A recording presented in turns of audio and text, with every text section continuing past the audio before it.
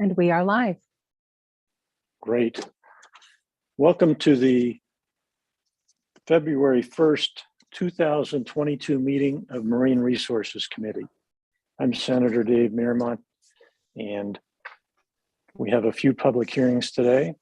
We have a few briefings before that. We'll have a variety of different work. We may go into some work sessions, so if you hear a public hearing, stick around. We'll see if the committee will entertain the motion to go right into work session if the bill seems clear and simple enough, and we need unanimous approval of the whole, well, unanimous meaning the whole committee.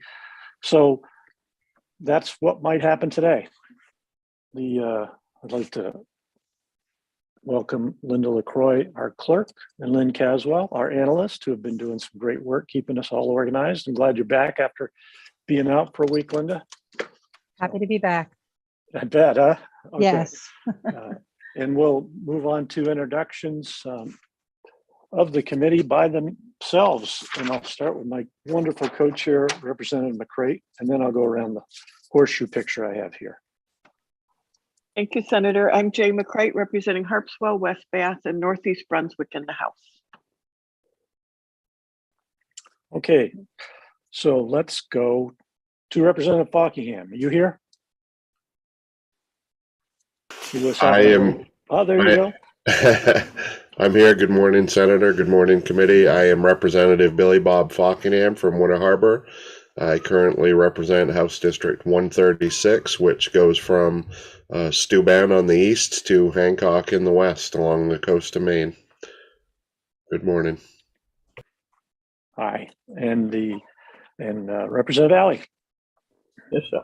Representative Alley here, District 138, which covers Jonesfort, Beal, Addison, Harrington, Columbia Falls, Cherryfield, Jonesboro, Whitneyville, and Marshfield. And I forgot to say good morning to Senator Merrimack. And Good morning, Representative. Patrick Kelleher there. Yes, we will get to him. He'll have plenty to say, I'm sure. And Representative McDonald, have you made it? I'm trying to get pictures here. Good morning. I'm Representative Genevieve McDonald. Nice to see everybody this morning. I represent House District 134, which is Deer Isle, Stonington, Vinyl Haven, North Haven, Swans Island, Frenchboro, the Cranberry Islands, part of MDI, Tremont Southwest Harbor. Nice to see everyone. Welcome. Representative Hutchins.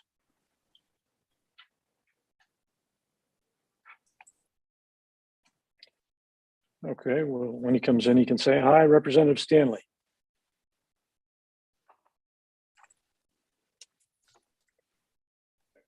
Still no internet down east. Representative Maxman. I'm sorry, Senator Maxman. Hi, I'm Chloe Maxman. I represent Senate District 13, which is all of Lincoln County except for Dresden plus Washington and Windsor. Thank you. Welcome. Representative Senator Rosen. Thank you, Mr. Chair. Good morning, everyone. I'm Kimberly Rosen, Senate District 8. I have 16 towns from Castine up to Lincoln, including the city of Brewer, and I live in Bucksport. Thank you. Welcome. Representative Bloom. She's going to be a little late. Okay. Representative Hepler.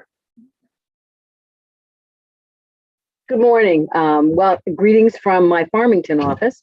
I'm Allison Hepler, and I represent the towns of Aroustic, Georgetown, Pittsburgh, Woolwich, which is where I live, Dresden, and a small part of Richmond. Nice. Representative Crafts. Good morning. I'm Representative Lydia Crafts of House District 90. I represent the towns of Damascotta, Newcastle, Bristol, Bremen, Monhegan, and Louds Island, and parts of South Bristol and Noblesboro.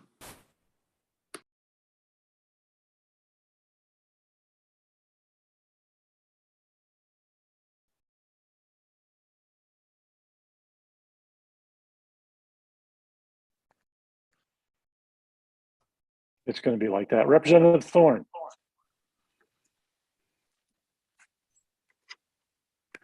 Good morning. My name is Representative Jim Thorne. I represent towns of Carmel, Herman, and Etna up in beautiful Penobscot County. Thank you. Representative Hutchins, you didn't get to say anything. Oh, good morning. This is Representative Hutchins representing District 131 up in the frozen part of Hancock County from Penobscot, Holland, Dedham, Otis, Verona Island, Prospect, and Stockton Springs. Thank you. I saw the icebreakers were working the river, huh? It's like a real winter this year. That's nice. All right.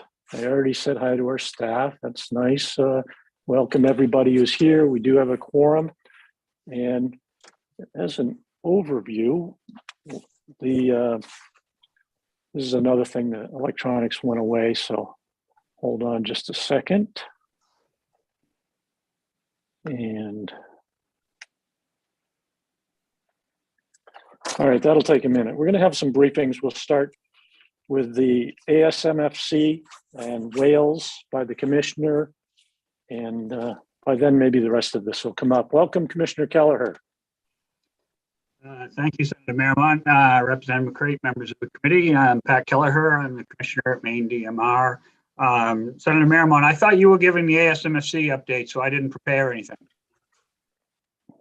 I'm kidding. I could do that. I could do that. But it'd be better. As I pointed out, you have the broader picture context, but I could explain that meeting.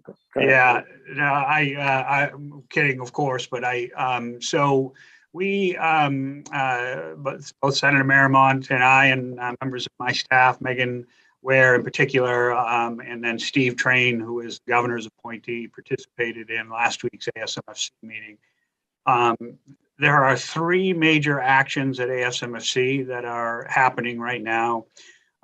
Striped bass, menhaden, and lobster. So just touch base on all three of them quickly just to kind of set the stage of what's happening. But they are all three of those species have fisheries management plans that are either being drafted or have been drafted and now are going out for public comment. Starting quickly with striped bass, the stock is overfished and the board has until 2029 to rebuild the spawning stock biomass target. Striped bass is, who says there's no politics in fisheries management? In this case, there's a lot of politics in fisheries management because you have very differing opinions up and down the coast of the best way to manage this stock. In Maine, striped bass is considered a game fish, and it is strictly recreational in places like the Chesapeake Bay, in other coastal states. It is a very important commercial, it has a very important commercial component as well. So there are a lot of different takes on the best approach to striped bass. But currently the board is working on draft amendment 7, which is going to consider changes to the management triggers and measures to address recreational catch and release mortality. The predominant use or the predominant mortality level associated with this species on the recreational side is actually from catch and release. There are hundreds of thousands of people who target striped bass. It's one of the most accessible fish for recreational fishing on the East Coast. You don't have to own a boat. It's easy to access from shore, whether you're doing it in Maine off the beaches or off the Rocky Coast, or whether you're down in Chesapeake Bay fishing up in the estuaries. So it's one of the nice things about striped bass. It is also one of the most valuable recreational fisheries. We talk about the value of Maine's lobster fishery, but this is a fishery in Maine that's probably, we don't have direct correlation as far as economic benefits, but when you look at some of the directed benefits, both on the number of participants, and then you look at some old data on indirect costs associated with lodging, gas, those type of things, tackle sales, and then some information supplied to us through the U.S. Fish and Wildlife Service. It's conservatively worth about $100 million a year to the state of Maine. So it's an important fishery for sure. The board has just this past week approved this public hearing document. The document is going to be going out in the coming months for input from, and we'll hold at least 2 hearings here in Maine. And then we'll go back and finish the arm wrestling with the other states to try to put together a plan by which we can recover the spawning stock biomass. Interestingly, in this past meeting, the board took an approach that I didn't think, frankly, was going to pass, but I think it shows the concern with the overall stock status. And the board actually added a component to the public hearing document that would, if approved, allow managers to make major changes to the fishery in basically what amounts to an emergency timeframe, because there would not be time in order to go through a regular addendum process through the commission, and it would basically bypass public hearing. It would only do that. The board would only do that if, in fact, there was a big change to the stock assessment that is being finalized. So that's I think that's a very positive step, frankly. We don't like to avoid public comments, but in this case, because of the importance of this fishery, if we establish some new rules to be protective of the resource and those rules are not being protective enough, we'll have the option to circle back and make additional changes in a very quick time frame. Moving on to Menhaden. Menhaden is frankly the species that has helped stabilize the bait resource for our lobster fishery. While Maine only has about a 2.5 million pound quota, we are able to work with other states that have much higher quotas to have quota transferred in. And then we also, with some work that I did many years ago now, established a small scale fishery. So it's the use of a purse seine where we can only harvest 6,000 pounds per day. But what that has meant in the overall picture of fish landed is Maine is landing over 20 million pounds or more of menhaden annually. And so what is happening now at ASMSC is focused on the future allocation of the resource. And allocation conversations are the very toughest allocations that we have at ASMSC because you're potentially taking something from another state. The great thing about ASMSC is it's a states' rights organization. It's not a federal organization. It's a compact of coastal states from Maine to Florida. So that's the great thing about it. And it's also the worst thing about it because you have everybody who is trying to protect what they need for their state and maybe to a point where it is going to impact what's best for the overall allocation. In the case of menhaden, I believe we're seeing a shift northward in the stock. We have menhaden available to us in numbers that we have not seen since the 80s. And we are not harvesting it for fish meal. We're harvesting it strictly for lobster bait.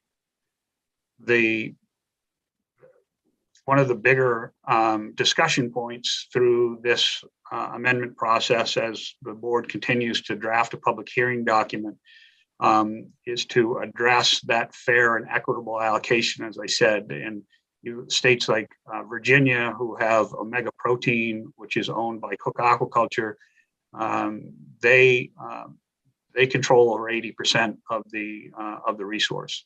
So I think a lot of states, because of the shift in stock, because of the importance of the lobster fisheries in New England, there's certainly an interest in seeing some reasonable allocation changes up and down the coast.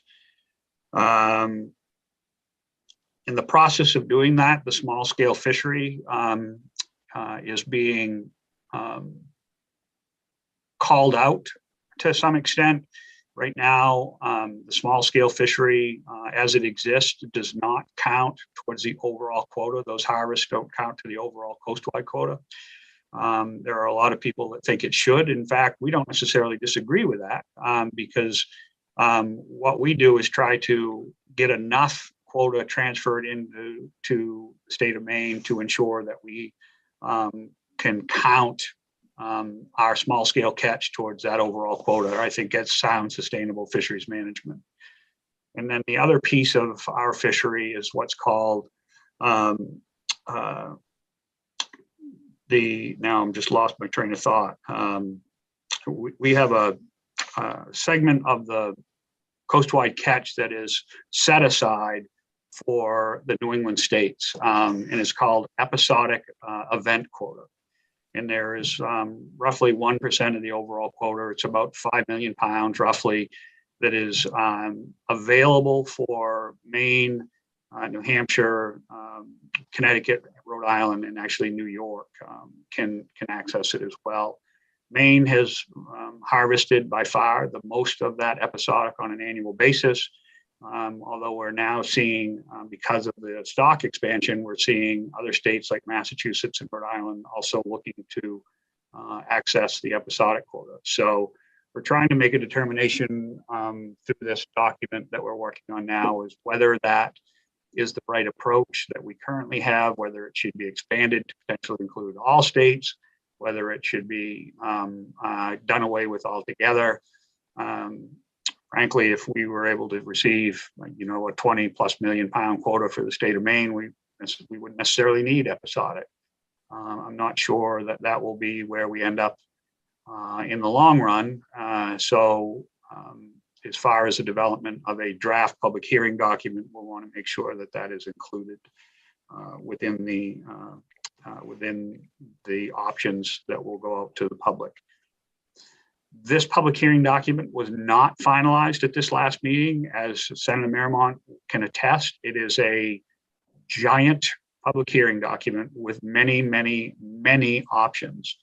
And the board is doing its best to pare those down, to make it a little bit easier for the public to understand what the ramifications are to their particular state, depending on what options are chosen.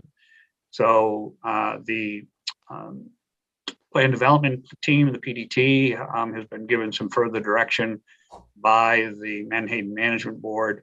They will bring some additional changes and thoughts back to the board at the spring meeting. So there'll be much more to come as far as Menhaden and Menhaden management. Our goal is to ensure that we can have this finalized as soon as we can, so changes potentially could be made available from an allocation standpoint in 2023. Any further delays might push allocation changes back to 2024. That would be unfortunate, but it does not necessarily mean that we would lose out as far as harvest, because we do have, again, we've got good relationships with states that have a much larger quota where we're able to continually transfer that amount of fish in to cover our bait needs. So I'm going to pause on those two just to see if there are any questions, and then I'll shift to lobster. Okay, any questions from the committee? Representative Fockingham. Thank you. Good morning, Commissioner. So we have an incredibly small percentage of the whole Pogie fishery. Has there been any talk in that committee to, I believe you mentioned the big corporation that has, what is it, 97 to 99% of the quota, right? Something high like that. It's over 80%, not quite as high as you mentioned, Representative, but it's Okay. It's 80-ish% of the coastwide quota. I mean, that's a lot of quota going to one corporation. Has there been any talk of, I mean, a few percentages would we're dealing with these minuscule amounts, and you're talking about people picking on the small scale fishery and stuff like that. I mean, if we had just the smallest percentage increase from what this corporation is getting, it would make a huge difference in that fishery. Is there any talk of allocating that quota a little bit differently to get it away from this one corporation that has so much control over it? Yeah, there's certainly going to be options within the public hearing document, Representative, that would shift those allocations. And based on my phone ringing and getting a call from their lobbyist to discuss it, I think they're very worried about what the impact might be. I think it'll be incumbent upon all the states that want to see that change and that shift. There are states that don't utilize their quota, but that's a small amount compared to what the Commonwealth of Virginia is allocated. Great, thanks. You bet. Thank you. Also, on that note, the folks around the Chesapeake feel that by having that much caught by that one commercial outfit before the fish can really breed up in the Chesapeake is killing off osprey and other species of fish that depend on them for food, and that needs to be changed, even if the allocation didn't change, but where they're allowed to fish and how much they're allowed to take before it can get into the bay is a big issue too. But for the folks there, it didn't come up as much as I thought it would during the meeting, but I guess it's being addressed elsewhere. So if you have any comments on that, Commissioner. Yeah, I think you're right, Senator. I think the issue of the bay allocation, Virginia has an allocation, an overall allocation, but a certain percentage of that can come out of Chesapeake Bay. And the issues that are being raised by the recreational community and members of the environmental community are what happens to the other species that are residing in the bay when so much of their bait source is removed from the food chain. So whether it's fish, whether it's a marine mammal, whether it's a bird of prey, there are potential impacts there. So that particular allocation is certainly being looked at as well. That's one of the good things about seeing that the commission has gone to total ecological management in some cases, or working on it, because it's very hard. There's so many little details, but that's a positive too. Yeah, and thank you for mentioning that. Ecological reference points are something that were worked on for over a decade, and this is the first fishery that ecological reference points have been considered. So when you're managing striped bass, when you're managing menhaden, you also have to think about what that harvest would mean towards other species, in particular striped bass. So I think it was supposed to include several other species. The board focused on one species right now, which is striped bass, just to see how the process will work. But we expect it to include issues around herring and spiny dogfish in particular as those ecological reference points are expanded. So it's a new approach to fisheries management, but it's one that has been needed for a long, long time, where we're managing one fish and there's ramifications to other stocks. So it's trying to bring those two things together.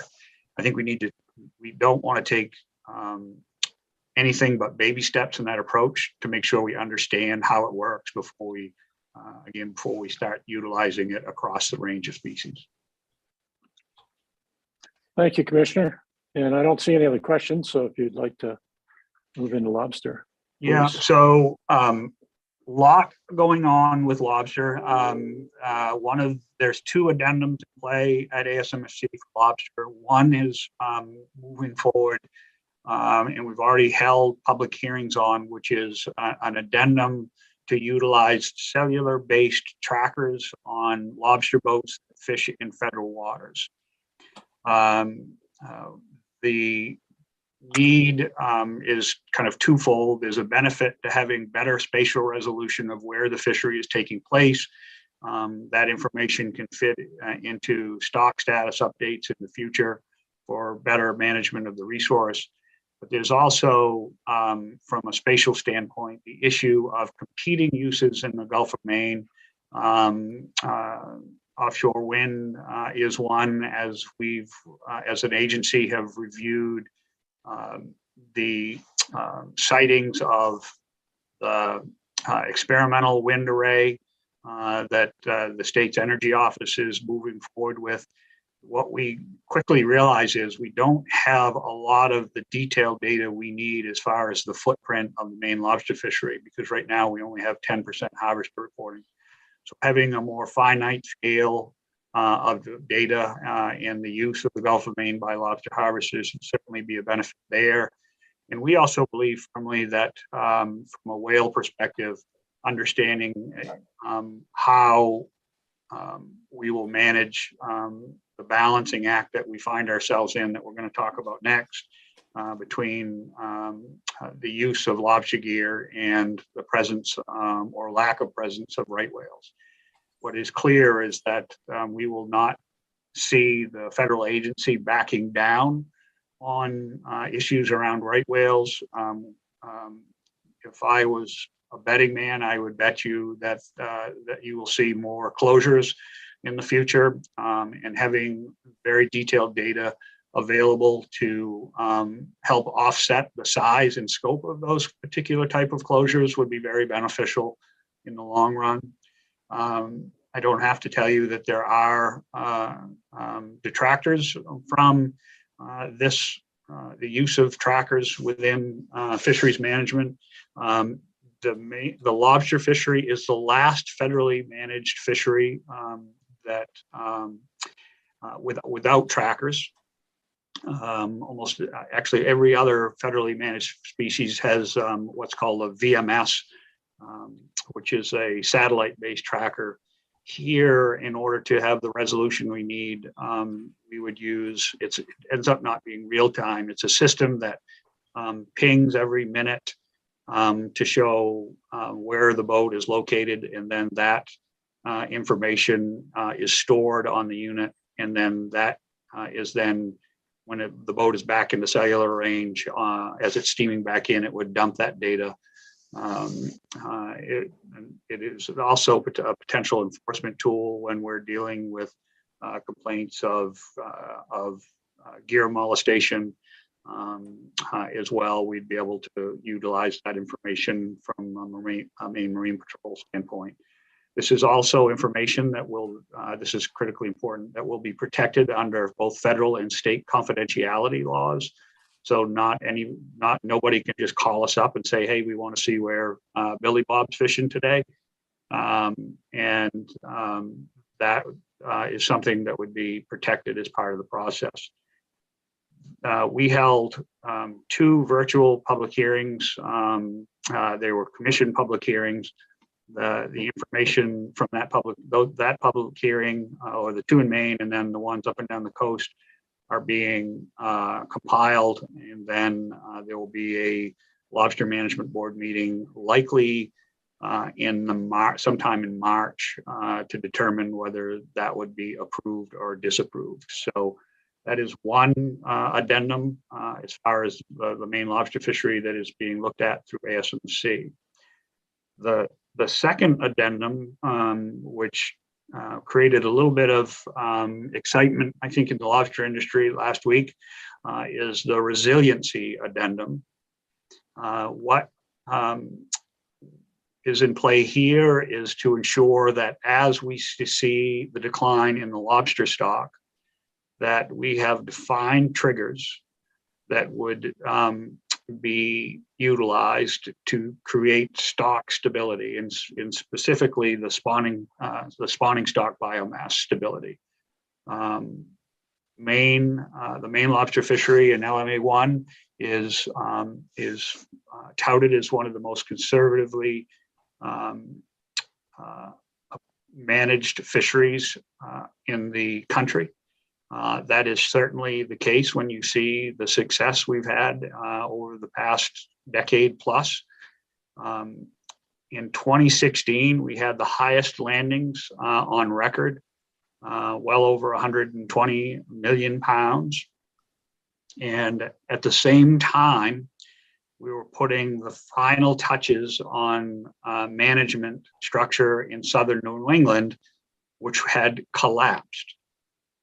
So southern New England, we're looking at a collapsed fishery. And in Maine, the Gulf of Maine in particular, we're looking at biomass at all-time highs. It's directly related to climate and the expansion of habitat that we see with the warming waters in the Gulf of Maine. And so what I did in 2017 was make a motion that passed unanimously to initiate an addendum that protected the overall spawning stock biomass within LMA 1 and 3, as well as the Outer Cape, which is a combined, those two areas are now a single management unit, different fishing units, but a single management unit when it comes to managing the resource. We did that to initiate that process to develop triggers far ahead of any decline.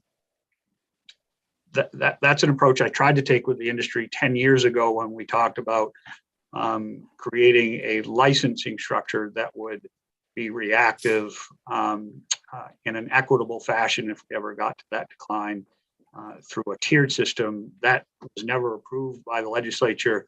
In fact, we didn't end up bringing it. We had such a big outcry from the industry about changing the structure. So as the board or the commission of the lobster board passed that motion for resiliency in 2017, simultaneously we were in discussions about further reductions or impacts to lobster fishing caused by the right whale. And the board at a subsequent meeting, even though the plan development team was moving forward with a draft document for consideration, we put all of that on hold in order to have all of the states, give all the states time to focus on right whales. So in the interim, what we have started to see is a decline in settlement and a decline in numbers within our ventless trap survey, and we're now also seeing a reduction in the overall pounds that are being landed. So all three indices are showing us some level of concern. So the board last week approved a document to go out to public hearing. What the board approved was to go out to public hearing this spring, late winter, early spring, in order to have a final action at the spring meeting.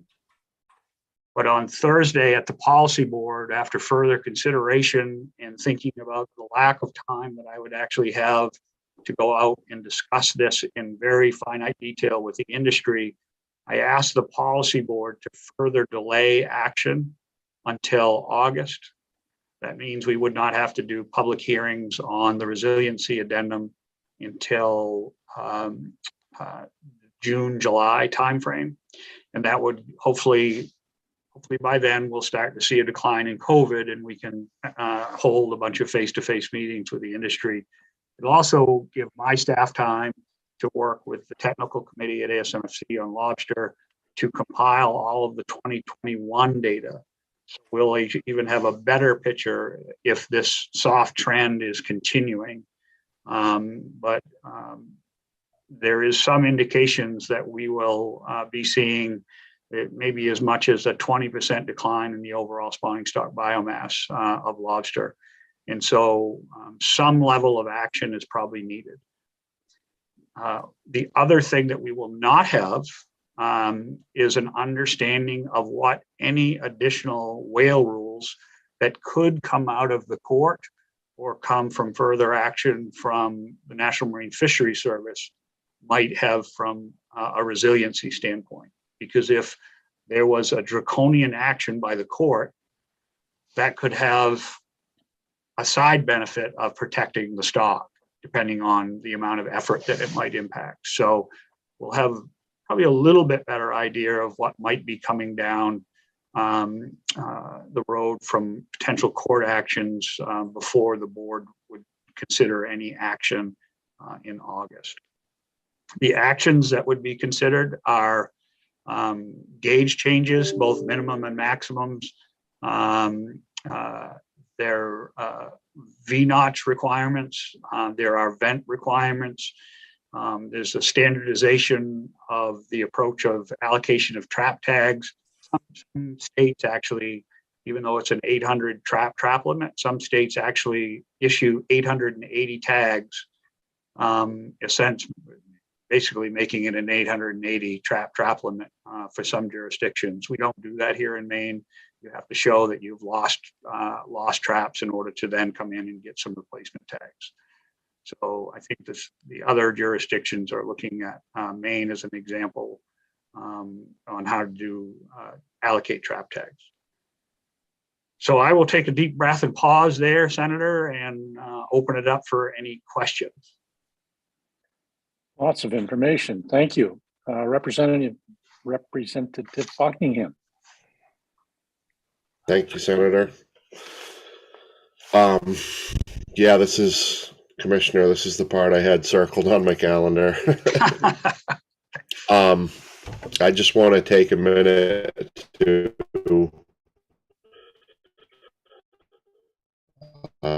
express my opposition to here.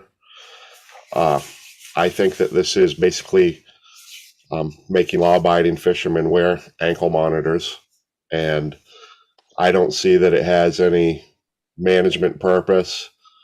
You mentioned that it's the only federal fishery that doesn't use monitoring, but the reason why those other fisheries use monitoring, like scallop fishing, is because there's certain open areas and certain closed areas, and there's been a lot of poaching in the past, and they don't want boats, doing that sort of behavior. But with the Maine lobster fleet, we've got the entirety of Lobster Management Area 1 that we're fishing. There's no,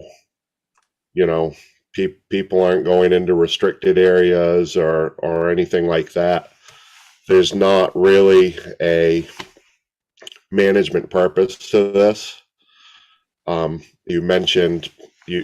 pretty much mentioned that you want to use this for other purposes. So basically, essentially what you said is that you want to track law-abiding lobster fishermen so that you can cite for windmills. No, that's absolutely not what I said, Representative. I said it's essentially what you said. It's essentially what you said. All right. The other purposes, and I disagree with that. I think that 10% reporting is probably more than enough, but if you wanted to track people, you could probably do this voluntarily without putting 100% tracking devices on there. You also mentioned that not that it will be, but that it could be used for law enforcement, which I disagree with that. I think that just violates so many Fourth Amendment privacy concerns to have people, tracked in that manner. I think if you were going to go forward with something like that, it should be data that's collected, in mass and used in that way, not to target people. But one of my big concerns and reasons why I oppose this type of methodology is because if you're tracking and plotting and using that data of where we fish, well, I can tell you, I've been in this industry a long time, and the areas where there's a lot of gear density now is not where they were 20 years ago. So if someone had done this 20 years ago and held us to those locations and standards of where we were fishing, the fishery would look completely different right now. We're fishing different areas, and we need the ability to move where the lobsters are and not use this tracking data to say, well, that's where they are, so we're going to give this area to, something else or whatever. We fish the whole area with light gear that doesn't affect the bottom, doesn't disturb the bottom.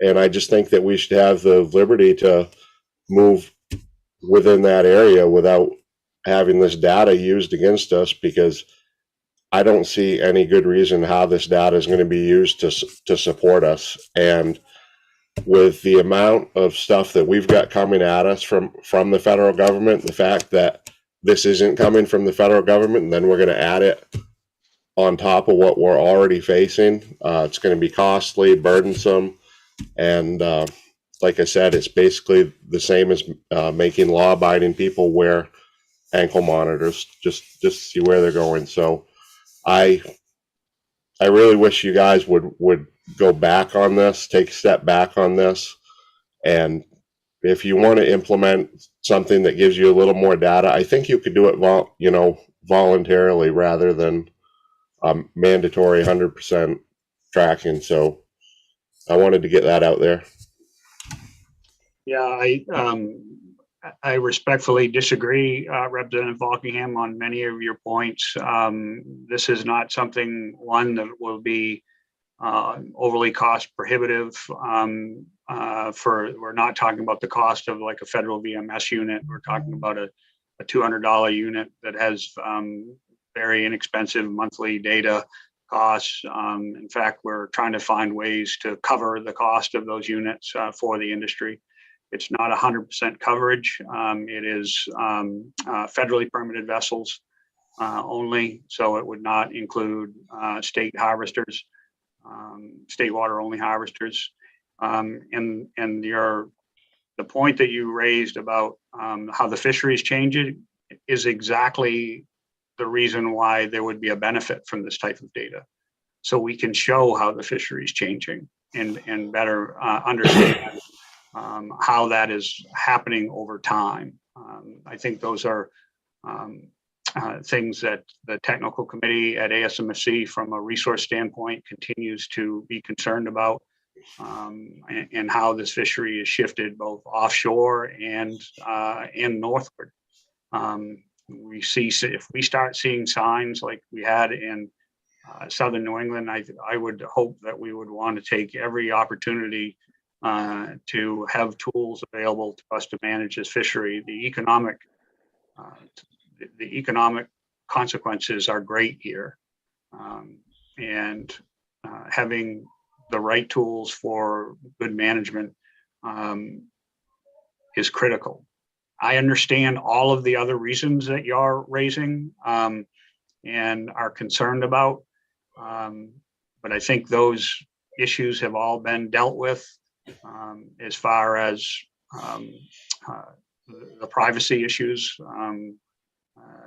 I've even heard some attorneys saying there's no consideration of right to privacies on the high seas. Now, whether that's maritime law or not, I don't know, but I think I'm constantly dealing with staff saying we don't have enough data to make a call on these issues. And I don't think that's a good place for us to be. Okay, thank you, Commissioner. Anyone else? All right, and another note would be that those trackers would only need to be turned on when you went out into federal waters. It wouldn't, if you had both licenses, you wouldn't have to have them on while you're just fishing in state waters. But I understand your point as well. Yes, Representative Buckingham. I just want to point out a difference in what I said and what the commissioner said, and I think we're both correct, but I said 100% implementation, and the commissioner said it's not, but it's 100% of federal fishermen. Federal permit. So yeah. It is 100%. Just to say. Okay, Representative Hutchins. Thank you, Mr. Chair. I too am a little concerned about the tracking. We're seeing right now the culmination, I think, perhaps of years and years and years of regulations and more regulations and more regulations that fishermen have taken.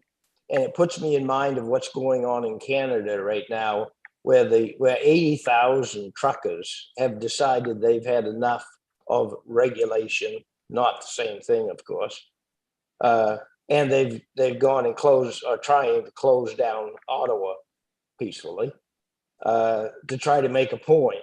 Well, there comes a point in fishing off the coast of Maine where enough is enough. And I think the fishermen are beginning to feel that we've gone by enough some years ago. So I think we need to be careful what we're asking.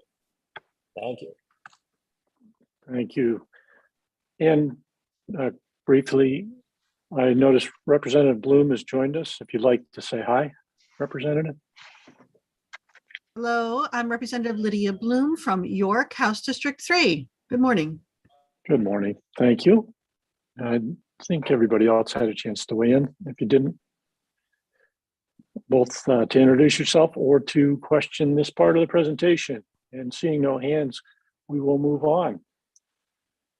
So that was the end of it for you, Commissioner, right?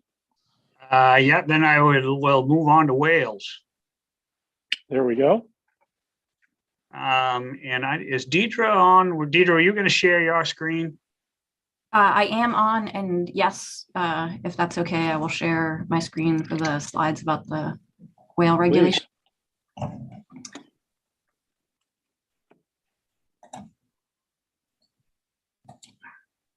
So we're in the process of doing a round of zone council meetings right now. I think we've done 3 or 4 of the 7. We had Zone B last night, where we're covering what the rules, the final rules are from the federal government on the take reduction plan. You can go to the next slide, Deidre. The elements of the rule that are in play within the there are the LMA1 restricted areas, the trawling up or the lengthening of trawls, gear marking, and weak points. And then just so you're all aware, DMR will need to incorporate these measures into our regulation. It's pretty common practice for us. Next slide.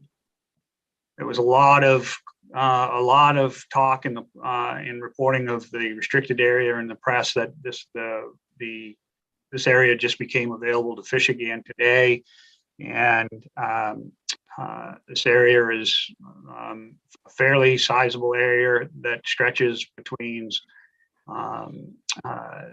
zones D down through B, and was challenged by the Maine Lobster Union. They were successful in that challenge, but only to have it overturned by an appeals court.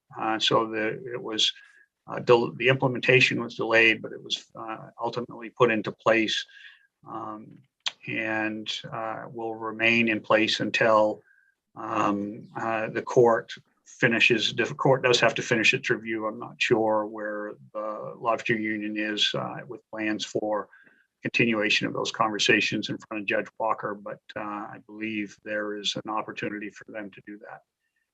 Next slide.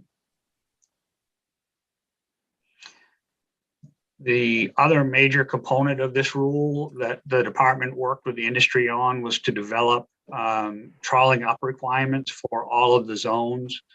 We have the exempted waters out to 3 nautical miles, which is the sliver water, then 3 to 6, 6 to 12, and then beyond 12. For the most part, the federal agency adopted what we worked very hard on with the zone councils, with the exception of outside of 12, where they took a very broad brushed approach and put 25 trap trawls with 2 end lines in place. This was not something I was happy to see at all within the federal regulations. I think it discounts the safety issues that were worked on by the zones. And I know fishermen are trying to figure out how they're going to comply, or whether they will just stay inside of 12 and, for safety reasons. But time will certainly tell as they move into the summer months. Next slide. You heard a lot about gear marking even prior to the federal rule coming out, because Maine developed our own gear marking requirements. Here again, the federal government, we did this with the understanding that the federal government would accept our gear marking requirements. And in the end, they threw a curveball and they added in federal waters the green marks to match the purple marks throughout the end line. It does set the federal waters apart from state waters, but ours, we're going to do that with a single mark at top, but they expanded the marking here, which is just further delay and further work for industry members. Next slide. Weak points were also a big part of finding a solution for the industry to make rope weaker, to be more protective of right whales. At the end of the day, we submitted a establish what those weak points, and state waters will be 1 weak point 50% down the line or top, or the 50% of the buoy line. So 1 weak point in state waters. And then 3 to 12 will be 2 weak points, one 25% and the other 50% the way down the line of the rope. And then zones A east, because zone A was split in half, and then F and G will be 1 weak insert 33% of the way down the line inside of that 3 to 12 area. And then outside of 12, 1 weak insert 33% of the way down the line. That I think is in response, frankly, to the fact that they went to a 25. A lot of zones, in order to try to meet the reductions and make changes inside, actually asked for 2 weak points outside of 12. Those were denied, I think, because they went to the longer trawls because of what they see as a higher risk to right whales in the area outside of 12. Next slide. And then the use of weak points within the sliver and federal waters. Currently, the NOAA Fisheries at Garfo, working with Protected Resources, is in the process of creating a menu of options for fishermen to utilize.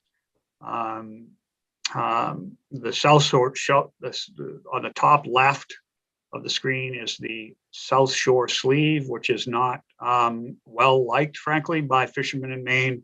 Those that have tested it have found that it does not work very well. It's time consuming to get on. And then when you're fishing 2 different diameter lines, or putting, for instance, if you're using a 1/2 inch and then going to a 3/8 topper, as an example, it may hold on to the heavier line, but not the smaller diameter line. So fishermen are really concerned about this particular one. The next one is a 1,700 pound breaking strength link, breaking strength link inserted into the end line. They are designed to break at 1,700 pounds. There is only one that is currently being manufactured right now. It was approved, and they only have the capabilities of making around 3,000 a week. So we're a long ways off for having enough of those for the end lines up and down the coast. Another weak link has been submitted by Brooks Trap Mill. They will have the ability to make many, many more per week, but they have to be approved by NOAA Fisheries first. And it's my understanding that they just shipped them some samples to run through their machines to see if they will break at 1,700 pounds or less. There are several types of rope that have been approved with their manufactured weak rope, so they will all break at 1,700 pounds. or not more than 1,700 pounds. There is a Rocky Mount Red, which is a 3/8 diameter, the Neocore 3/8 diameter polyester rope, and then additionally there were some additions made to the list last week. There is a link in the top of your screen, fisheries.noaa.gov/Atlantic large whale take reduction plan. You can, if you wanted to see what the overall menu is currently, you can go to that list. This morning, both Deputy Commissioner Mendelson and I, along with Megan Ware, met with the heads of NOAA Fisheries because we are very concerned that all of the work that we did with industry around knots and different diameter ropes is not being approved. The May 1 implementation date is just around the corner. We believe due to supply chain issues that they'll be very difficult for Maine fishermen to come into compliance. So we're having weekly conversations with the agency and hope to get these, the knots that we've approved. We heard last week or 2 weeks ago that a member of GARFO at a take reduction team member said that they will not be approving knots, which is just amazing to me that they're going to say you can't use knots, yet knots are used every day to lengthen end lines out as fishermen move offshore or shorten end lines when they move back inshore. So knots are part of this fishery, and for them not to approve them is problematic, especially when they've allowed knots in the gillnet fishery, and even some of the other rope that they're this braided rope that they are approving versus a strand rope is really problematic because you can't just braid or splice those together. Those two different type of knots ropes together, you can't splice together. You have to utilize a knot in order to connect them. So, and the bottom left hand corner with the weak link, fishermen are going to use a knot to connect the weak link. So we continue to push them hard to add a weak link to the equation, knots to the equation, excuse me. Next slide. So inside the exempted waters, or if it's not inside the exempted waters, the exempted waters, Maine has a little bit more control of the state waters. So we are going to be approving the use of knots, sheet bends, and taking the approach that you could utilize a 5/16 rope, or you could take a piece of 5/16 rope and then knot that in as a breaking point to become compliant.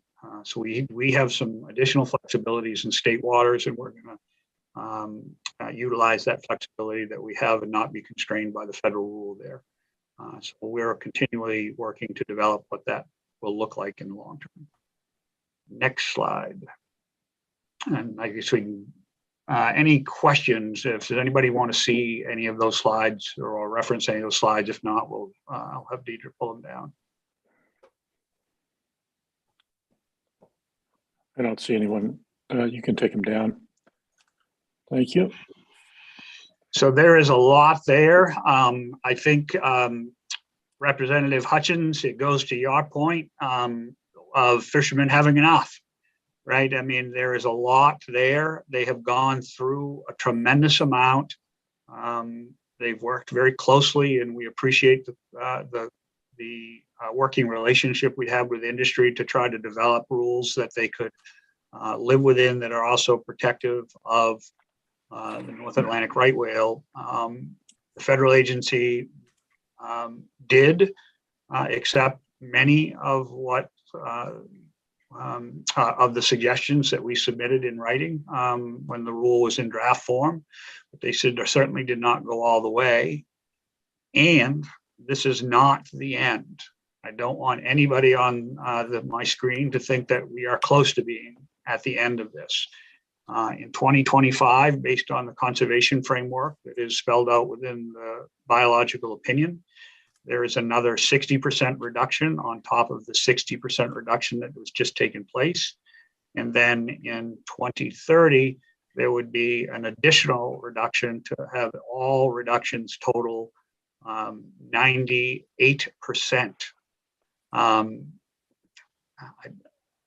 You don't have to be Representative McDonald or Representative Falkingham to understand, or Representative Alley to understand what the ramifications are when we say a 98% risk reduction. It's a total reinvention of the fishery in the long term. And the work that we're doing, I think right now in the court system is going to be also a critical component of this. And before I turn it over to Meredith to kind of do a judicial branch update, I'll ask if there are any questions about what I presented. There is no good news. Representative Hepler and then Representative Bloom. Thank you, Mr. Chair, and thank you, Commissioner, for this grim report. Has there been any advancements made, any more recent thinking about ropeless fishing gear? So there is some advancement in the success of deploying a buoy to the surface, but there is zero advancement of understanding where that gear is on the bottom, which is a critical component. And the other leg of the three-legged stool is the ability for law enforcement to also raise that gear from the bottom in order to ensure compliance with the conservation rules that are in place for lobster management that we discussed earlier. It is still, that technology, as far as I'm concerned, is at best 5 years away. The Commonwealth of Massachusetts held a public hearing last week for an experimental fishing permit in state waters in Cape Cod Bay for their closed area. 5 fishermen applied for the experimental permit after the public hearing, when those fishermen realized that, one, they could be liable, and that the rest of the industry could become impacted if their experiment failed. 2 of those fishermen withdrew from the special license. One of the fishermen is actually a gear expert who is employed by NOAA, who has a tremendous conflict of interest as far as I'm concerned. And I think the other 2 are trying to find ways to capitalize on the issue, from a monetary standpoint. So the issue we have, and NOAA reached out to me early with the closed area, is, hey, we've got some gear, if you're interested in trying to find a way for fishermen to access the closed area. And what they were asking me to do was pick winners and losers, right? Because if an individual was able to get in there and we were able to find a way for them to do it, they certainly would have a leg up. If they're only a handful of fishermen fishing that very big, expansive area of the ocean with little to no competition. And I was not in a place where I was willing to make that determination on who was going to win and who was going to lose. Thank you. Representative Bloom. That was my question about ropeless fishing as well. Okay. Thank you. Sure. I see no other hands. If you'd like to move along. Sure. I'm going to ask Deputy Commissioner Mendelson to do an update on a lot of moving parts when it comes to lawsuits. There are several lawsuits at play, so I'll turn it over to Meredith. Morning, everyone. Nice to see you all. I'm just going to provide kind of a brief overview of 3 cases that are sort of the primary issues, and then quickly touch on an issue in Massachusetts that I think is relevant and concerning to us. The first case is pending in DC Federal District Court, and that is the Center for Biological Diversity versus Ross. That's sort of the core case at issue here. And DMR, the Maine Lobstermen's Association, and the Maine Lobstering Union are all interveners in this case, along with the Massachusetts Lobstermen's Association. The department really feels that this case, because it is challenging the biological opinion, which we need for the fishery to be able to be authorized by the federal government to operate, represents sort of the most significant threat to the fishery, because if the biological opinion were to be vacated by the judge, the fishery might have to be closed. So that is why the department and the state are focusing sort of the majority of our resources on this particular issue and case. Thus far, the judge has been relatively favorable to the plaintiffs and less so to NMFS as the defendants. In 2020, the judge did find that the previous biological opinion, which had been issued in 2014, was unlawful because it did not include an incidental take statement where take of right whales was anticipated. And the court vacated that portion of the 2014 biological opinion pertaining to right whales, but stayed that vacator until the end of May in 2021 and remanded it to the agency for a new biological opinion. And NMFS did meet that deadline. 3 days prior to that, they issued their 2021 biological opinion. The plaintiffs are now arguing that the new biological opinion is also unlawful based on effectively the same issues they had made about the 2014 biop. And the judge has appeared to be open to that line of argument. He's allowing them to go ahead and make their case on that. So as I mentioned before, we're still, we're just entering sort of the briefing phases there, or actually we're sort of in them already. We've had initial briefs from the plaintiffs and the defendants, and our briefs as interveners are due in a couple of weeks. So we're in the thick of that. And as I mentioned, this is the case that we think has really the most severe potential ramifications. Similarly, the Maine Lobstermen's Association versus NMFS, which is pending in front of the same judge in the same DC federal court. Also interveners in this case are the department, the environmental entities that are the plaintiffs in the previous case, the Lobster Union and the Mass Lobstermen's Association are all also interveners here. Our understanding of the MLA's objectives in this case are basically to provide a counterbalance to the NGO's position in the CBD versus Ross case. The MLA is basically arguing that the biological opinion has gone too far in placing obligations on the fishery, while the NGOs are arguing the biological opinion isn't taking strong enough action to protect right whales. We are glad that the case briefing schedule is relatively close to the CBD case. The MLA had moved to try to consolidate these cases, and NMFS had supported that. We had supported that. Unfortunately, the judge denied that motion to consolidate this case with CBD versus Ross. So the cases are being briefed separately, but the schedule is relatively close. So the MLA and certainly we hope that if any, if the 2021 biological opinion were to be remanded to the agency, that their criticisms of it would be included by the judge for consideration by NMFS if it were remanded. The third case is the union's case against the Secretary of Commerce, which was filed in Maine federal court in October, initially requesting a temporary restraining order and preliminary injunction halting the implementation of the restricted area, the closure in Lobster Management Area 1, which had been scheduled to go into effect on October 18th in accordance with the final rule. Judge Walker did grant that restraining order and preliminary injunction on October 16th, so that delayed the implementation of the closure.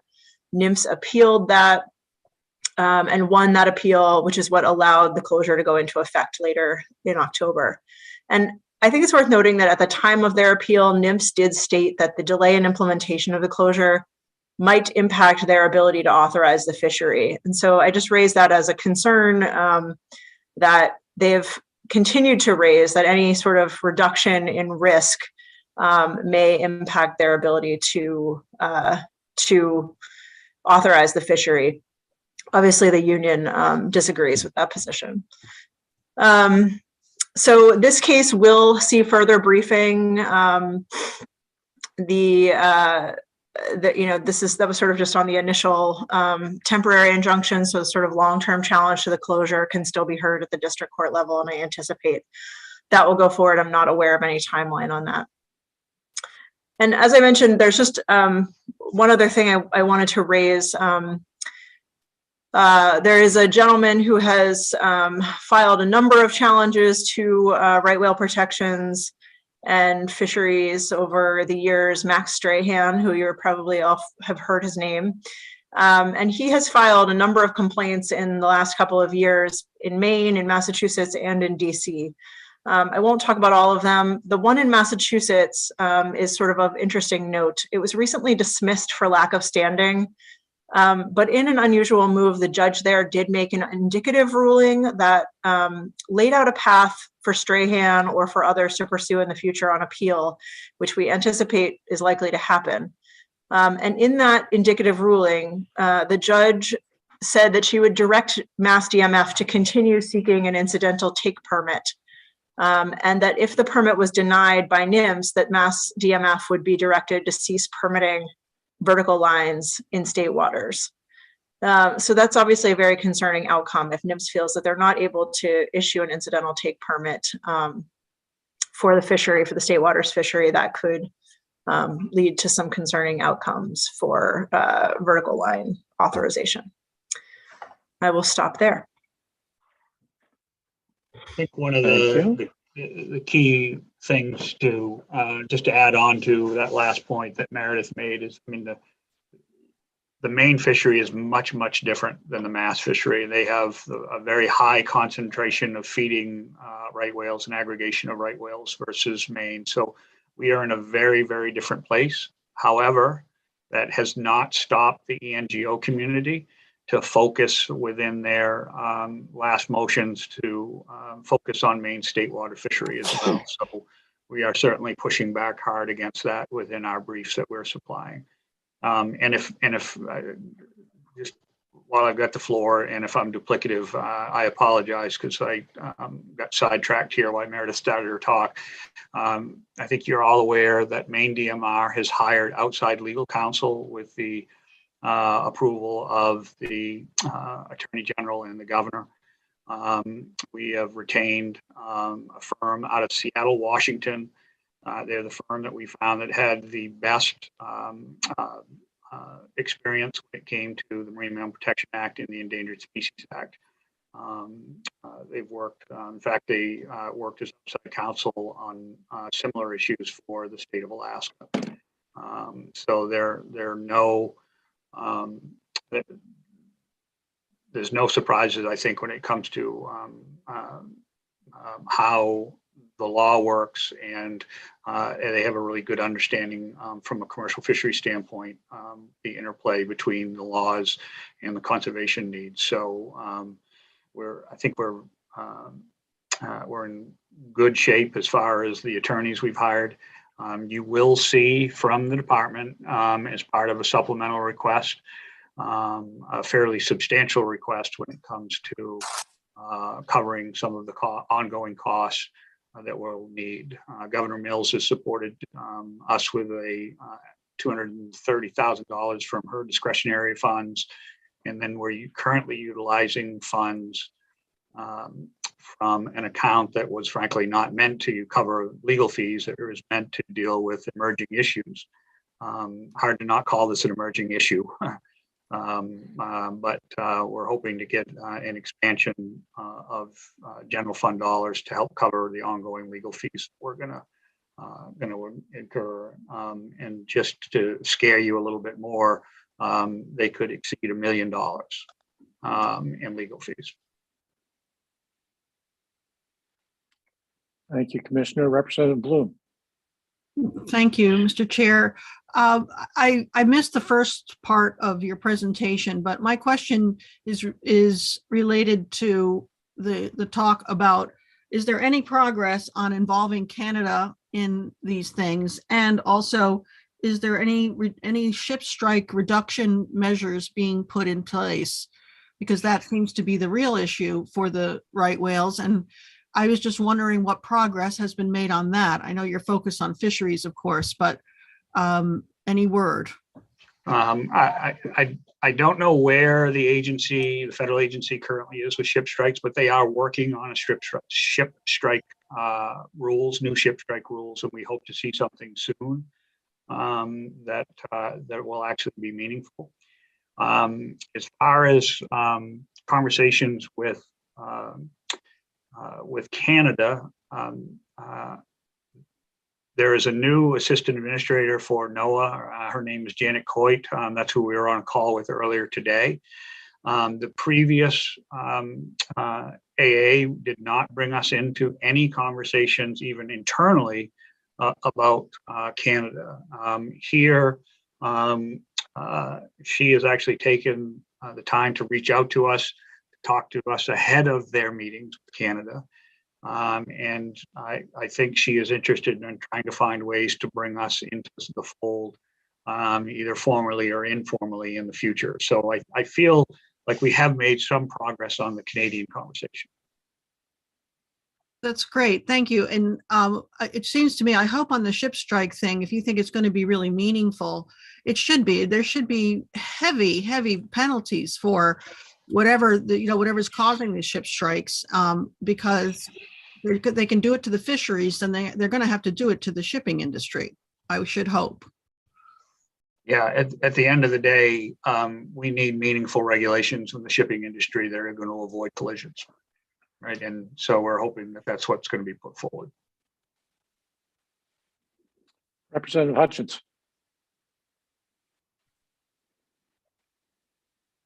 Oh, you're on mute, Representative. Thought he was thinking. Yeah, no, my memory's good. It's just very short. That's all, about trying to remember to do that. When we have the new links, the 1,700-pound links, and say they're all working, anytime one is broken, regardless of how it's broken, is that a reportable incident? Something like that would not be you mean a reportable incident as far as, oh, it must have come in contact with a whale? Right. Yeah, it would not be. We would have no way to understand whether that was caused by a whale, caused by a vessel traffic, caused by a territorial dispute. So it would not be anything that would be linked to a report that would be associated to a right whale contact. I was wondering that, because if we ended up with that being the case, what would keep people from going out and intentionally breaking a whole line of trap lines just so as to make it appear that we were entangling whales? Agreed. Yeah, we need to make sure that the information that we're collecting on whale entanglements is actually real, true data with proof from rope. So we don't want to have just because somebody lost an end line. Certainly, there's many other factors that are come into play. Besides, matter of fact, I would say the chance of losing an end line to a right whale is probably the smallest risk to that. Yeah, absolutely. On that list. Absolutely. Yeah. Okay, I see no other hands, so where are we? I thought Deirdre was going to brief something too. We've got some reports to the That's committee. it. Yeah, Is that where we are? I hope so. You've heard me talking now. I didn't want to say it, but nobody is disagreeing. So yeah, okay. Well, thank you. That was very informative. Just what we were looking for. Timely and very interesting. So thank you very much, Commissioner, Deputy Commissioner. That's all for now. So moving on to Frenchboro dragging report.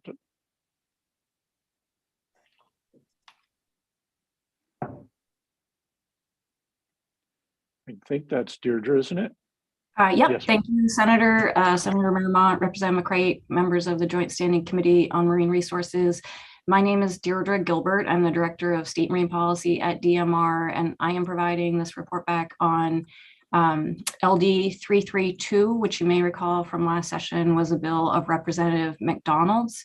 In its original form, that bill would have amended the department's rulemaking authority so that we were able to amend the boundaries of what's known as the Frenchboro cable area from its current dimensions down to a smaller size that more closely perhaps track the actual boundaries of the cable itself.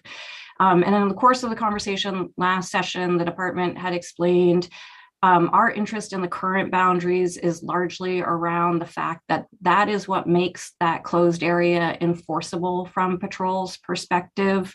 Lieutenant Dow, who's the lieutenant where this for the division where this area is located, is on the meeting today if folks have direct questions for Marine Patrol. But that was kind of the crux of our concern about making those changes. It's not surprising that the industry does have an interest in narrowing those boundaries to get access to additional scallop bottom, but we had felt that the cost of that is, again, compromising our ability to enforce that area. So at the end of last legislative session, the bill that passed directed the department to consult with the industry on this and report back to the committee today. And we did hold a meeting of the Scallop Advisory Council in August of 2022, or excuse me, August of 2021. We held an in-person meeting in Brewer, and we had the commissioner there, Lieutenant Dow there, the resource management coordinator for scallops, Melissa Smith, as well as the members of the Scallop Advisory Council. And the conversation there, again, mirrored what you heard last session.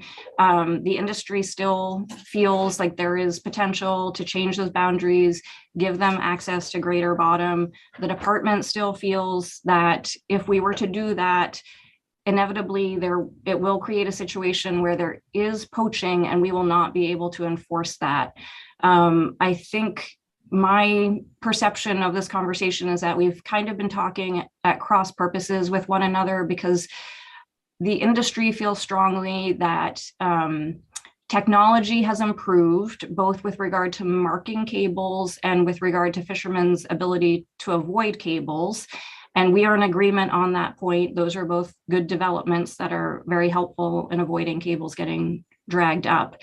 However, even with those facts being true, we do have a concern that if you have a closed area, there is an incentive to poach in that area, and that will remain. So there will likely still be efforts to participate in illegal activity to get at those scallops. And when that happens, because of the location of this area, we won't be able to enforce that. And that was Patrol's experience back in 1980. So ultimately, we had one other conversation on this bill this past summer, which was at the Swans Island Lobster Conservation Committee's annual meeting, which is held on the island. This year we did that in June, and the commissioner was also present for that conversation. We let them know that this bill had occurred and that the department had been asked to look at this issue. The members of the Swans Island fishing community expressed concern about changing these boundaries. Again, the cable in question is the cable that runs between Swans Island and Frenchboro, Long Island. And their experience in the past was that that cable did get dragged up. It did impact power to the island in the winter time when that's obviously particularly challenging. So they did not support any changes to the boundaries. So when the department went to rulemaking this past fall for the scallop season, we did not propose any changes to the boundaries.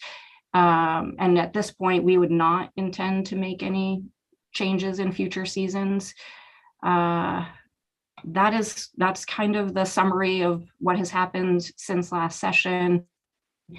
We do have Lieutenant Dow available if you have questions about patrol. And as I said, the commissioner was present at both those meetings as well. Thank you for that. One question from Representative McDonald. Thank you, Senator. So it's not actually a question. I just want to thank DMR for the work that they put into this. This was my bill. So thank you for going out to the industry. I was at the Scallop Advisory Council where it was discussed. There were some creative alternate ideas that came out of that conversation, and I'm going to continue to be engaged in conversations with the PUC based on the discussions that took place at the SAC. So I don't wish to take any further action on this, and I appreciate the work that went into it. Thank you, Representative. And that seems to be it. That wraps up our briefings. Is that right, Lynn? Yes, that Anything? is correct, Okay. Mr. Chair. All right. Well, thank you. Thank you, everyone. I know nobody gets to go away just because you're done briefing us.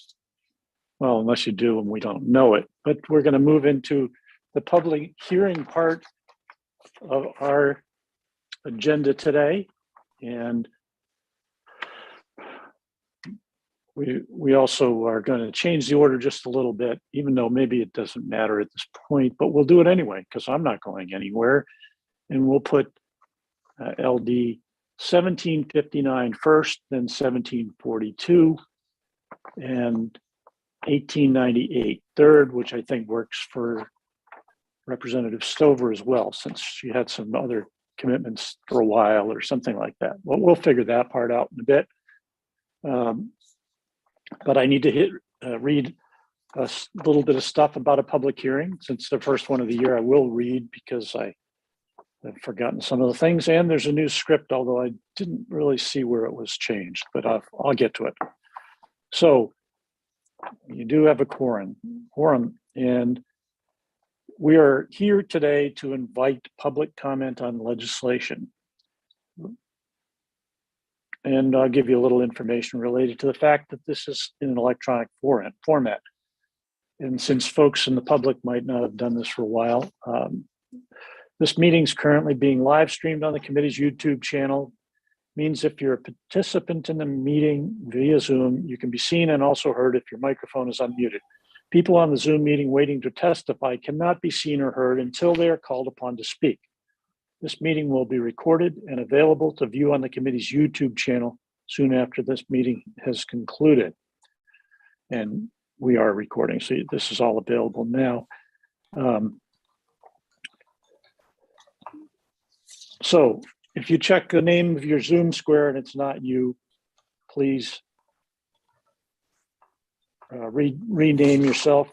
And if you can't, we will do it. So if you registered as John Smith or Mary Jones and your Zoom screen says iPhone 6, it may take extra effort to get to you. So we'll fix that. Somebody will fix that.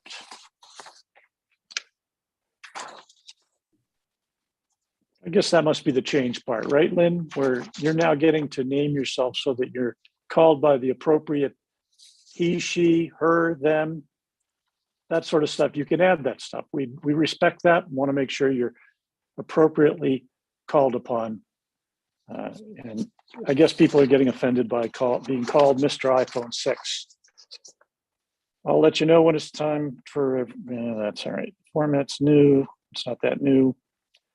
Chat function is only to be used for technical issues, not for chats about the issues or between people. Just important things. We are watching to see if we have a technical issue we can resolve before we keep going. All questions of persons testifying will be made through the chair. For each bill being heard today, I or my co-chair will call on sponsors and co-sponsors to speak first. When called upon, you will be promoted from attendee to participant. After presentation by sponsors and co-sponsors, we'll call on members of the public based on how they registered to testify. For the bill, against the bill, or neither for nor against the bill, but wishing to provide information. When you're called upon, I'll ask you to state your name, place of residence, and the organization you represent, if any. Please be sure to indicate how you would like members of the committee to address you or refer to you. Another chance. We're not going to offend anyone today. After speaking, and when there are no more questions from the members, I or my co-chair will return you to attendee and call upon the next person. When you're called upon, please make sure your microphone is not on mute. It'd be greatly appreciated if when you're done offering testimony on the bill scheduled for today, that you exit the Zoom meeting. You may continue to watch the hearing on the committee's YouTube channel. If you need to exit the meeting before being called upon to testify, please be aware that you may submit written testimony at any time by accessing the legislature's testimony submission page on www.legislature.maine.gov. The meeting is being broadcast and recorded on YouTube and can also be heard over the audio broadcast system. Any testimony you submit is public and may be posted on the legislature's website. We won't be using a clock. We don't have very many people signed up to testify for anything. So keep your microphone muted. That's everyone. And I will now open the hearing on LD 1759, and that is sponsored by Representative McDonald of Stonington, who will now present her bill. Welcome, Representative McDonald. Thank you, Chair. Senator Marymount, Representative McCray, and distinguished members of the Joint Standing Committee on Marine Resources. I am Representative Genevieve McDonald of Maine House District 134, and I'm testifying before you today as the sponsor of LD 1759, an act to extend the legal hours for harvesting lobster in the month of September. As the law currently stands, from June 1st to September 30th, lobstermen may raise gear a half hour before sunrise. In September, as fall approaches and the nights grow longer and the legal start time for the lobster fishery occurs later in the morning by commercial fishing standards. Between the 1st of June, when seasonal close periods start, and the end of September, when sunrise-based seasonal close periods end, the start time shifts more than an hour and a half later in the day. Please find the attached chart from 2021 for reference. During the height of summer, when the sun rises early in the morning, lobsters are inshore and fishermen are operating closer to home. These minutes over the course of a month have a negligible impact. But in the fall, as the weather worsens, lobsters move further from shore and fishermen are putting in long days shifting gear. This time difference has a substantial impact. Changing the legal start time to 4 a.m. in the month of September would provide opportunity for lobstermen to take advantage of the calmer weather in the early pre-dawn hours and complete their work so that they can attend to business onshore and spend time with their families. In the 128th Maine legislature, my predecessor, the Honorable Walter Kumiga, introduced this bill as a 4 a.m. start time in September and October. That bill passed into law for only the month of October as a trial. To my knowledge, no issues have arisen as a result of that change in law, and so now we are requesting the same consideration for the month of September. Thank you, and I'm happy to answer any questions from the committee. Thank you, Representative McDonald. And are there any questions from the committee for Representative McDonald? Seeing none, thanks very much. All right. And next, we'll go to people in support or co-sponsors first, if there are any co-sponsors who want to speak on the bill. And I'm going to go to you, Linda. I have no information here on the screen. So Linda, do we have any co-sponsors that want to speak? We do not have any co-sponsors, but we do have Deirdre Gilbert from the department giving testimony. Okay, in favor or against? In favor. Or neither? In favor. All right. And any other people to testify? Yes, we have John Druin and Richard Howland, both have been brought in as panelists. Great. And they're in favor? Yes, they are. Thank you. Okay, well, Ms. Gilbert, Director Gilbert, please go ahead. Thank you. Good morning, Senator Marymount, Representative McCray, and members of the Joint Standing Committee on Marine Resources. I am Deirdre Gilbert. I'm the Director of State Marine Policy at DMR, and I am testifying on behalf of the department in support of LD 1759. As Representative McDonald explained, there has been a long-standing prohibition on the hauling of lobster traps during the period from 1/2 hour after sunset until 1/2 hour before sunrise during the summer months. Historically, that prohibition has provided an enforcement benefit during the time of year when fishing activity was the highest and inshore gear was the densest. Preventing hauling at night reduced the opportunity for gear molestation and also reduced gear conflict. Over time, patterns of fishing activity have evolved, with fishermen fishing later into the fall as well as farther offshore. And in consideration of these changes, the laws regarding haul times have also been revisited. In 2017, the same section of law was amended to allow lobstermen to begin hauling at 4 a.m. in October instead of having to wait until the 1/2 hour before sunrise. And this proposed legislation would extend the same change to the month of September. Maine Marine Patrol has reviewed this proposed change and does not feel it presents significant enforcement challenges. And understanding that it provides a practical benefit to fishermen to be able to begin hauling at 4 a.m. in September, the department is supportive of this change. I have one brief addition to my testimony, which is that we did have a Zone B council meeting last night, as the commissioner mentioned, and this was discussed. The Zone B council did not take a formal vote, but they also did not raise any objections to this bill. And we wanted to make sure that the committee was aware that they had that conversation.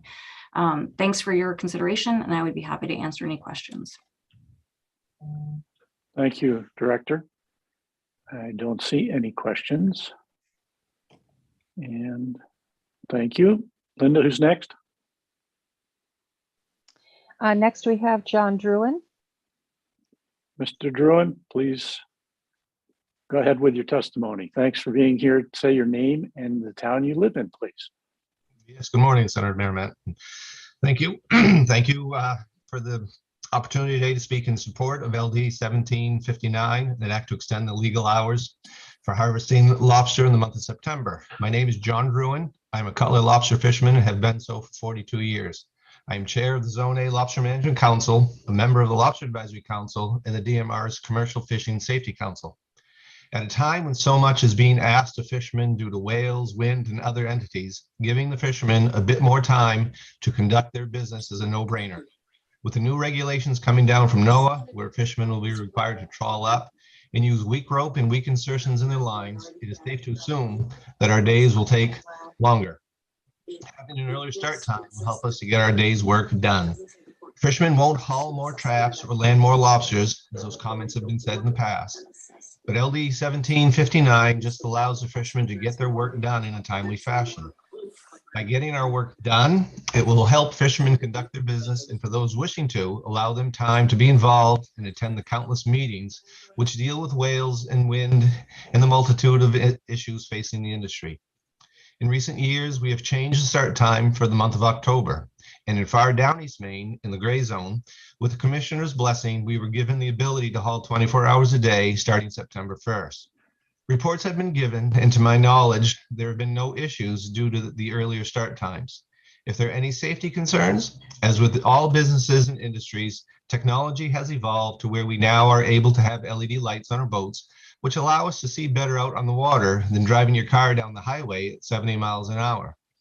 The lights from boats can be seen for miles out in the water, so we aren't hiding from anyone if someone thinks that their fellow fisherman is up to illegal activities. And just to point out what we will gain from LD 1759, on September 1st, sunrise is at 6 a.m., adjusted to Augusta.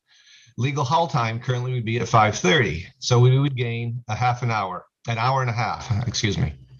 By September 30th, sunrise is at 6:34, so we lose 34 minutes in a month, and legal haul time would be at 6:04. So on the last day, we would gain 2 hours. But the next day is October 1st, and we can now start our day at 4 a.m.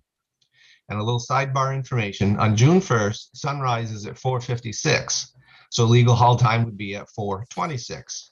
On June 30th, sunrise is still again at 4:56, so legal haul time is still 4:26, and we lose no time in June. Gotta love those summer months. Anyways, since this bill has come out, I've heard some comments of doing away with most, if not all, hauling time restrictions. I'm not sure I agree with that, but this bill gives a little something to the fishermen when so much is being asked of them, or as many believe, being taken away from us. I strongly recommend and ask that you pass LD 1759. Thank you for your time. Thank you, Mr. Druin. Any questions for Mr. Druin? Seeing none, thanks for being here. And if you could mute your video if you're still here, or we might just send you back to the waiting room. Thank you very much. Mr. Howland, please tell us your name and where you're from and go ahead with your testimony. Thank you. And you're muted. You hear me now? Yes, I can. Okay, thank you. I'm Richard Howland. I'm from Little Cranberry Island. I've been in the industry 23 years. I sit on the Zone B Council. I really don't have a lot new to add. I think everybody said it really well, but I just want to strongly support this bill. I think really for me, this is going to allow people to spend more time with their families in the afternoons, get started, go to work. We just want to go to work, that's all. And that's all we care about. And I think in October, we proved nothing bad happened when we started at 4. It's helped. And I think this is just a no-brainer. So thank you very much. And thank you, Genevieve, for doing this. Thank you very much. Mr. right. Howland, any questions? Representative McDonald has her hand up. He'll hang in here for a minute. Oh, sorry, I don't have a question. I'm moving on to the next stage already. Okay, all right. Thank you, Mr. Holland. You're all set. Wait a minute. Representative McCray has her hand up now. Thank you, Mr. Chair, and thank you for the positive testimony. I'm not sure if it was Mr. Howland or not, but in some of the written testimony, the point was made about family time, being able to go to sports events with kids, PTA meetings, whatever. So I think this is great. And I was going to try to preempt Genevieve in going to the next step, but up to you, Senator Miramont. Okay, so Mr. Howland, you appear to be done. If you'd like to move along, thank you very much. And so I think Representative McDonald started this with her hand up. You still want to take the lead on this, or since you're the sponsor, we probably should let Representative McCray, because I know where this is going. So thank you, Mr. Chair. I'd like to make a motion that we move to work session on LD 1759. okay, we have a motion to move to work session on LD 1769. And is that a second, Representative Hutchins or Senator? Yes, we have a second. Yes, it is a second. All right, we have lots of seconds. So we have a motion before us to move right into work session, which is allowable if we have unanimous support of those present, those voting members present. So seeing no objections, Linda, can we do it by a show of hands, please? Everybody's got their camera on, their microphone on anyway, and we'll all just raise our hands. And it is unanimous. Okay, so I will close the public hearing on LD 1769. 1759, thank you. And that closes it. And we are moving into work session. Just let me double check because they did change this sheet. But we already talked about names, so we're all good there. Okay, we'll continue unless we can't for the bill itself. We'll continue with a show of hands for voting. So we are moved into work session, and the work session is now open on LD 1759. And I'm open for a motion. I see one hand of Representative Fockingham. I just had a question first. I'm not sure if I've seen all the public testimony. I saw a couple pieces sent to me. I see that there's 8 pieces of public testimony sent into this bill online. I haven't seen them all, but my question is, was there any public testimony in opposition, or was it all in favor? All in favor. Okay, that answers my question. Okay. Anybody like to make a motion? I'll make the motion since my microphone's on it. I make a motion that we pass this bill as is. Okay, there's a motion to pass LD 1759. There's no fiscal note that I know of, so it's not as amended. And a second. A second. Senator, thank you for the second. With this fun going between 3 screens because no one device will work right today. So thank you. Senator Rosen seconded the motion, and we're going to vote by a show of hands when you're ready, Linda. One moment, please. Of course.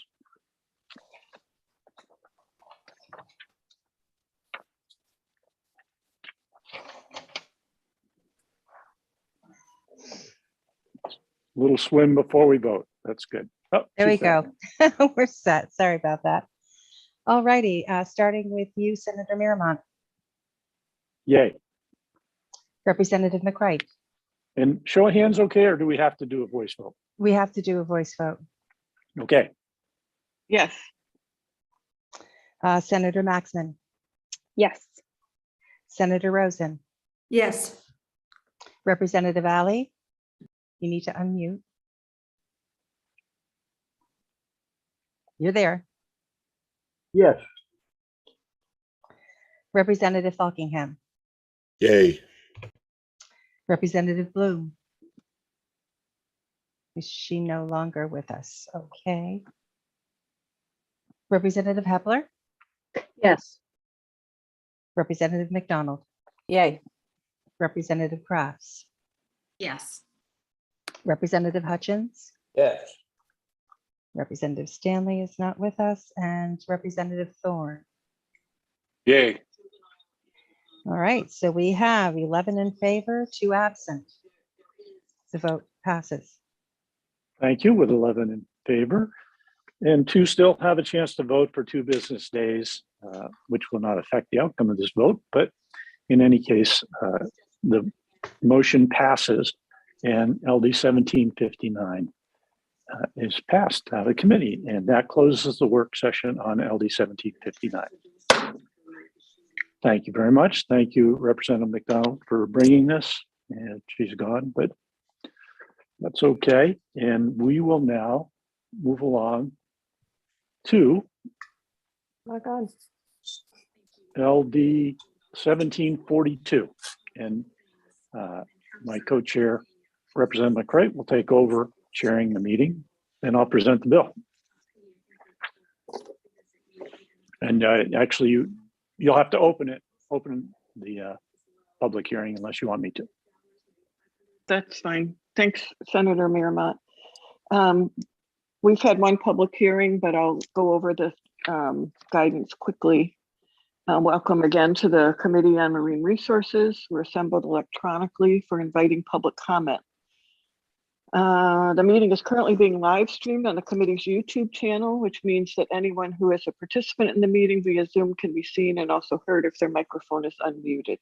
People on the Zoom meeting waiting to testify cannot be seen or heard until they're called upon to speak. This meeting will be recorded and available on the committee's YouTube channel very soon after the meeting. Again, the same guidance about your name when you are brought in. Please make sure your name is accurate, and expect glitches. We've had those today. We always have some. The chat function, as always, is not allowed to be used for substantive discussion. If you need to get some message through about the bill itself, that's not the appropriate place to put it. All questions of persons testifying will be made through the chair. And for each bill being heard today, I'll call on sponsors and co-sponsors to speak first. Then I see that people are already in the hearing, but you may have experienced a wormhole. And if you're not in the meeting yet and you're testifying, you will experience the wormhole. It's just a slight delay till you're brought in.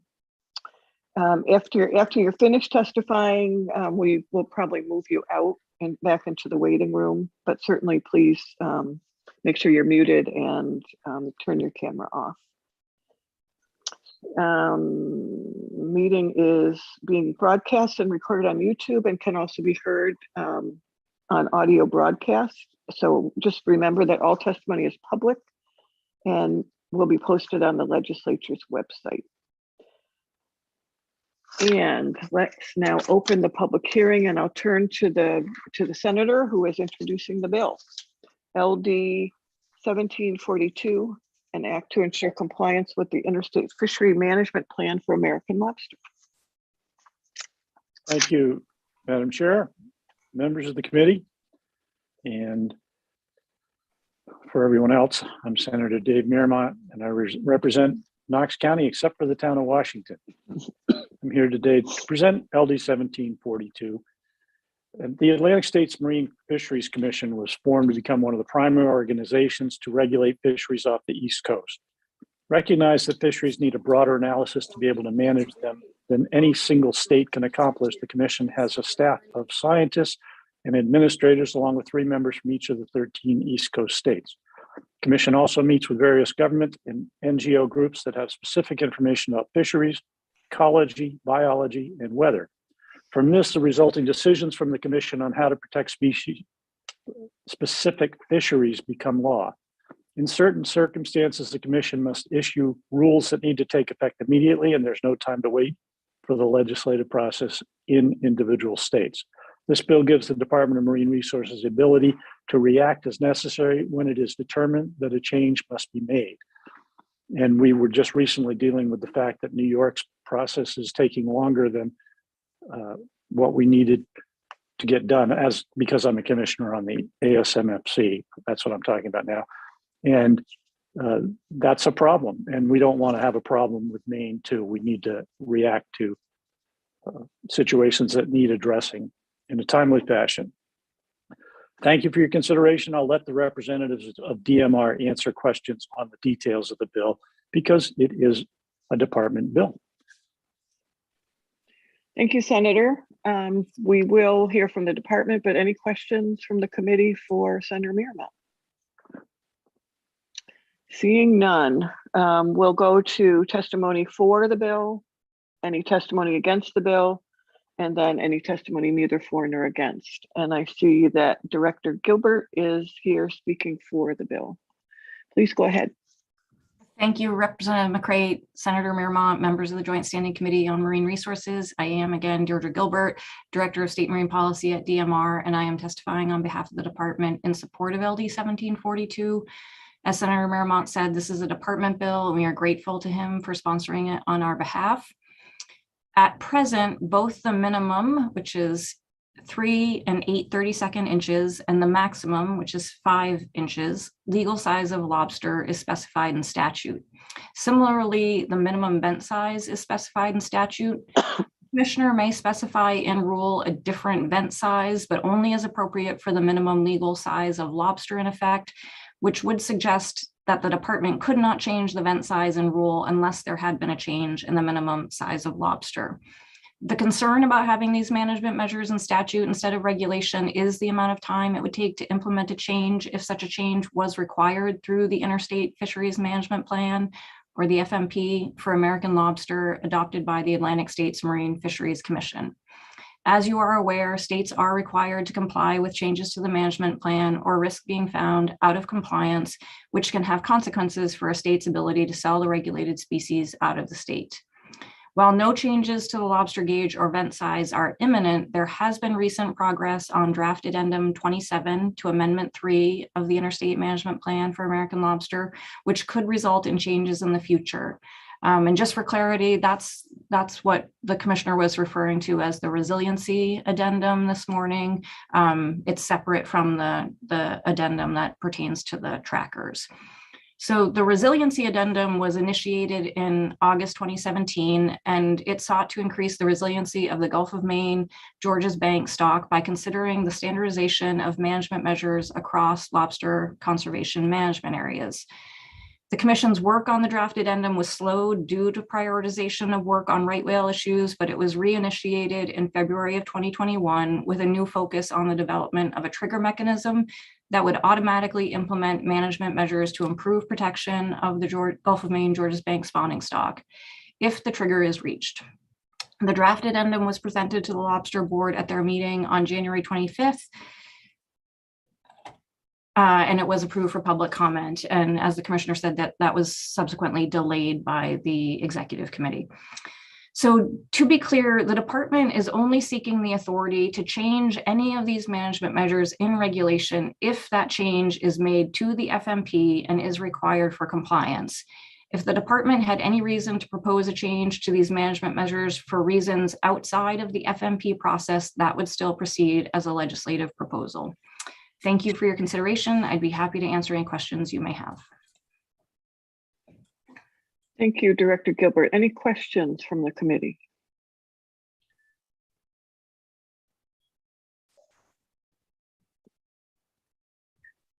I thought Representative Hutchins was going for the button. Go ahead, Representative. Thank you, Madam Chair. If the department or any department takes steps to change these measurements without input from the public or the fishermen, that seems to me to be the wrong way to do it, no matter who does it. Who do we ask that question of? Director Gilbert, I think you could probably answer that. Sure. I just wanted to clarify. So if this law is passed, the department would still need to go through the rulemaking process to make that change. The rulemaking process does provide for public hearings to receive input from industry. So we would still be required to do that and would still do that if this change were to be made.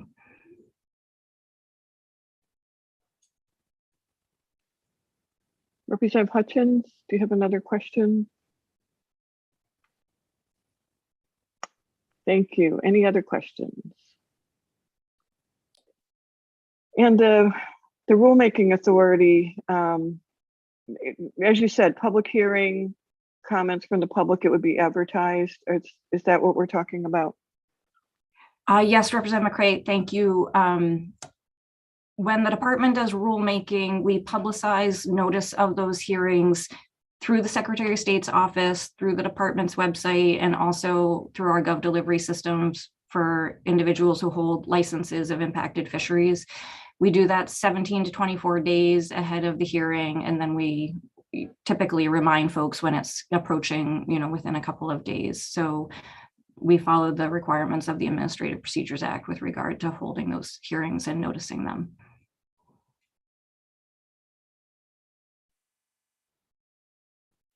Well, seeing no other questions. If I could add one other point, just to further clarify Representative Hutchins' concern. Just to be clear, the conversation about whether or not these changes will happen in any fashion with regard to any of these management measures, input on that topic would be received through the ASMFC process as well. So folks would have an opportunity to participate on whether or not these advisable changes in that process, and then subsequently in the department's regulatory process. Thank you. Okay,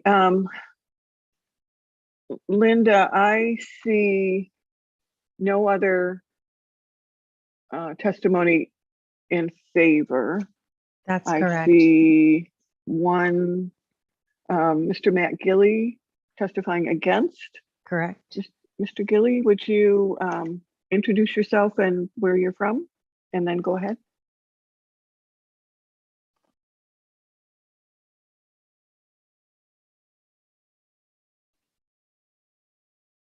He was in the room. Did we lose him? I don't see him in attendees. Let me check and see if he is in the room. No, he seems to have left. I don't know if it's voluntarily or a glitch. Okay, yeah, he was just here. Well, if he comes back, we'll have him testify then. Okay, seeing no other testimony against.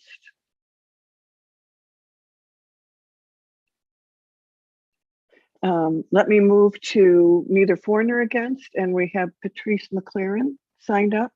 Ms. McLaren, would you introduce yourself and where you're from and go ahead with your testimony? Thank you.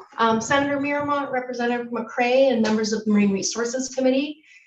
My name is Patrice McCarran. I'm the Executive Director of the Maine Lobstermen's Association, and I'm here to offer testimony on behalf of MLA neither for nor against LD 1742.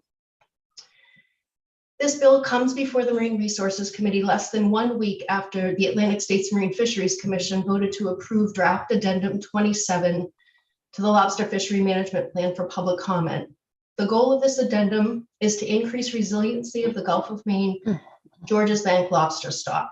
ASMFC has documented a decline in lobster settlement and recruitment, and is recommending management action to protect the lobster stock. I've included a link to the ASMFC's presentation on these proposed management measures in my written testimony. The management options under consideration in this draft addendum will affect 3 lobster management areas which span the Gulf of Maine, including Lobster Management Area 1, where Maine lobstermen fish. Of relevance to this bill, ASMFC has put forward at least 4 options that would increase the minimum size of lobster landed in Maine and possibly change the maximum gauge. LD 1742 would allow the Commissioner of Marine Resources to adopt rules to make changes to the minimum or maximum size of lobsters and vent when necessary to comply with the ASMFC's lobster fishery management plan. This is very important because if Maine does not comply with the lobster management plan, the fishery would be found out of compliance. The timing of this bill has raised concern with lobstermen. The majority of Maine's lobster industry does not yet know that ASMFC has proposed these changes. Those who are aware have not had a chance to review ASMFC's draft plan in any detail. The science has not been presented to the industry, so they have many questions about how ASMFC reached its conclusion regarding the health of the stock.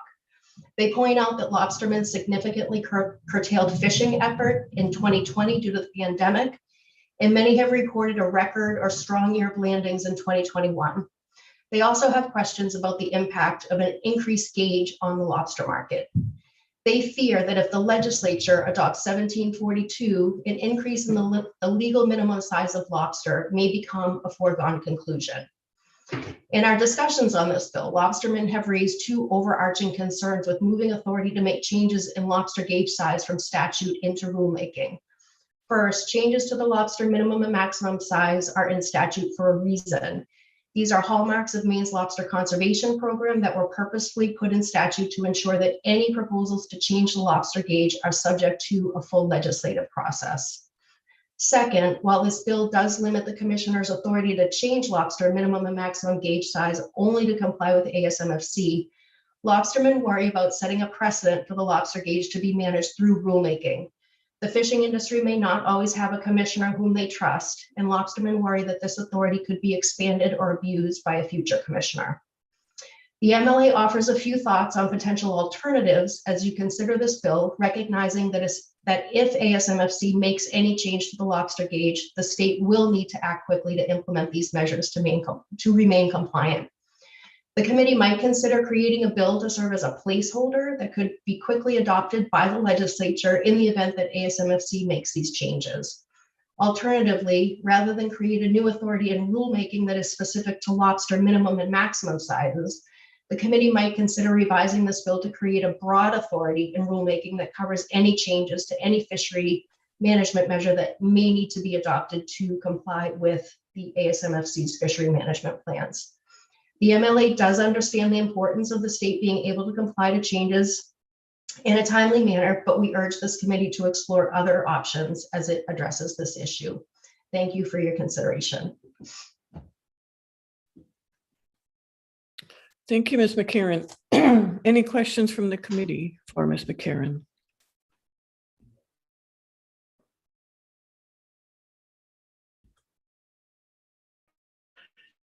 I have one. I'm looking at your alternative suggestions, placeholder bill, or could you say more about the broad authority suggestion that would be helpful? Sure. The lobster industry, in reading this language, sort of felt singled out to it's just about the lobster industry. It's just about the minimum and maximum size. There are a number of other fisheries that are managed by the ASMFC, and the commissioner addressed several of those this morning. So if there are other potential measures where ASMFC could make a change to the management of menhaden or herring or striped bass or whatever it is that may be in statute, maybe a broader platform that would just allow for any of those fisheries to be addressed through rulemaking would be more apparent. It's a lot of this is the timing of this, where lobstermen feel like they haven't weighed in on the minimum gauge.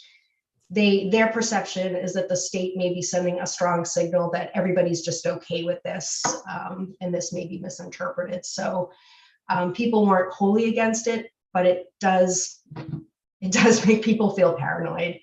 And so if there are other options that could have the industry feel like their voice will be fully heard through the ASMFC process, we would just like to see those explored. Thank you. Any other questions from the committee? I guess I have a question for the work session. If the department could weigh in on the suggested alternatives that Ms. McCarran suggested. And seeing no other questions. Oh, Senator Rosen. I see Matt Gilly is back. Thank you. I see that too. Thank you. Before we end it. Yeah, our clerk is all over it. All right. Okay, I'm going to move back to Mr. Matt Gilly, who is has registered to testify and we lost you, I'm afraid, but I think you're back. And could you go ahead and introduce yourself and where you're from? I don't think my video will work. Is that all right? I got spotty service where I am. Can you hear me all right? Can you hear me? Pretty well. Go ahead. We can hear you fairly well. You're a little choppy. Yeah, I got real bad service where I am, so I'm not going to start my video in hopes that maybe at least you guys can hear me if that works. Yes, that's fine. All right, my name is Matt Gilly. I'm a fisherman from Cundy's Harbor, and I'm testifying in opposition to this bill.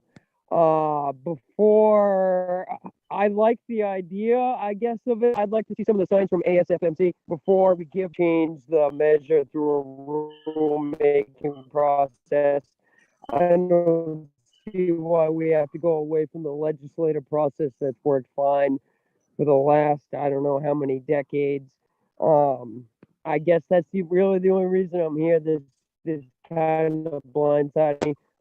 That this was even happening. I hadn't even heard anything from ASFMC, and I'm pretty up to date on all their mailings and stuff. I just think it's jumping the gun is all, and that's really all I have at this point. Thank you.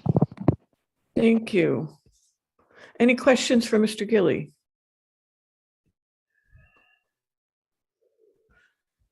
I have one. Are you still here, Mr. Gilly? Yes. Do you have any feedback for Ms. McCarran's suggestions? I don't know if you'd seen those in advance, her alternative suggestions. I know in advance, and I'm not gonna. 99.9% of the time, anything Patrice says, I usually agree with. So I haven't had a chance to look them over, and she was kind of breaking up in her testimony, but okay, I would be willing to bet odds are I would agree with what she said. Okay, thank you. Any other questions? Seeing none, is there anybody in the attending who was wanting to testify that we haven't heard from? If you could raise your virtual hand. Seeing none, I'll close the public hearing on LD 1742, and we'll go to a work session. We'll announce that going forward. Okay. All right, Senator, are you with us? Turning it back over to you. Okay, thank you. So you closed the public hearing on LD 1742.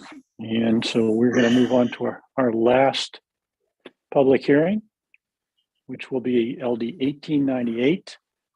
And we've already read everything we need to. This is very minimally attended, as I see here. So we'll open the public hearing on LD 1898. And to present, Representative Stover, is she here? Yeah, oh, there you are. This is so fun. Thank you. Well, welcome, and please present your bill. Thank you, Senator. Good morning, Senator Merriman, Representative McCray, and distinguished members of the Joint Standing Committee on Marine Resources. My name is Holly Stover, and I proudly serve the people of House District 89, including the towns of Boothbay, Boothbay Harbor, Southport, Edgecombe, Westport Island, and part of South Bristol. Thank you for the opportunity to appear before you today to present LD 1898, an act to address the economic impact of federal closures on Maine's fixed gear fishing industry. This bill seeks to address the immediate closure of lobster fishing to approximately 1,000 square miles of federal waters off the coast of Maine. The impact is dramatic, and the long-term effects of these regulations challenges the viability, sustainability, and future of Maine's fixed gear fishing industry. To help combat these impacts, LD 1898 establishes the Atlantic Large Whale Take Reduction Plan Impact Fund with the Department of Marine Resources. As proposed, the fund will provide compensation for the immediate financial losses experienced by federal regulatory changes and provide funds for the purchase of required replacement gear. The recent changes imposed by the United States Department of Commerce, National Oceanic and Atmospheric Administration create an unnecessary regulatory and economic disaster for the state of Maine. Those working in Maine's lobster fishing industry are the first to feel the impacts of these federal closures, but those who own small local businesses, including those in the hospitality industry, will feel the ripple effect. The loss of earnings experienced by people in the fixed gear industry due to the new restrictions are notable, and if left unaddressed, can have a demonstrable impact on individuals and families across this state. We need to create some level of certainty and relief for the people who work and support our coastal communities. While we can hold out hope for additional federal legislation, as state lawmakers, we have the ability to offer immediate strategic financial supports to this industry, recognizing it as the strong economic driver of Maine's economy that it is. I should note, and you'll have in your file, that an error was made in the drafting process and that the fiscal note that was always intended to be 30 million, not 3 million. I have worked closely with the Department of Marine Resources to draft this bill. They will establish the rules outlining the eligibility criteria and application process for individuals and businesses. Additionally, this bill provides a mechanism for DMR to report back to this committee on marine resources by January 15th, 2023. The long-term sustainability of Maine's fixed gear industry requires immediate attention to mitigate those fiscal losses experienced by those who relied on offshore fishing as part of their livelihood. I want to thank each of you for your time and attention to this matter of critical importance. I know many of us have deep-rooted connections to the communities these federal regulations impact most directly. I hope you will join me in supporting them, just as they do support our local and state economies. I'm available to answer questions you may have, although the commissioner is here and others from the department, and they will be testifying as well. They may be better able to answer any technical questions you may have. Thank you. Thank you, Representative Stover. Any questions from the committee or from the sponsor? And seeing no hands, thank you. Let's clear testimony. Okay. Any co-sponsors, legislators or co-sponsors waiting to testify on the bill? And seeing none, I will move on to those in favor of the bill. And I see that Commissioner Kelleher is here and has submitted testimony. Commissioner. Thank you, Senator Merriman, Representative McCrate, members of the Joint Standing Committee on Marine Resources. My name is Patrick Kelleher. I'm Commissioner of the Department of Marine Resources. I'm testifying today on behalf of the department in support of LD 1898. And I'd like to thank Representative Stover for introducing this bill. The department appreciates Representative Stover's efforts to bring forward this legislation, which highlights the severe financial impacts of federal regulations intended to protect the Atlantic right whale on Maine's fixed gear fishermen. As you heard in your briefing earlier today, the federal whale regulations impact the lobster industry have multiple components. The closure that was contested in the fall of 2021 was eventually implemented and remained in effect until the end of January, and very likely will reoccur annually now each year. The additional components of the rule include new and expensive gear marking requirements and the required use of weak points or weak rope, and the mandatory trawling up minimums, which vary by zone and distance from shore.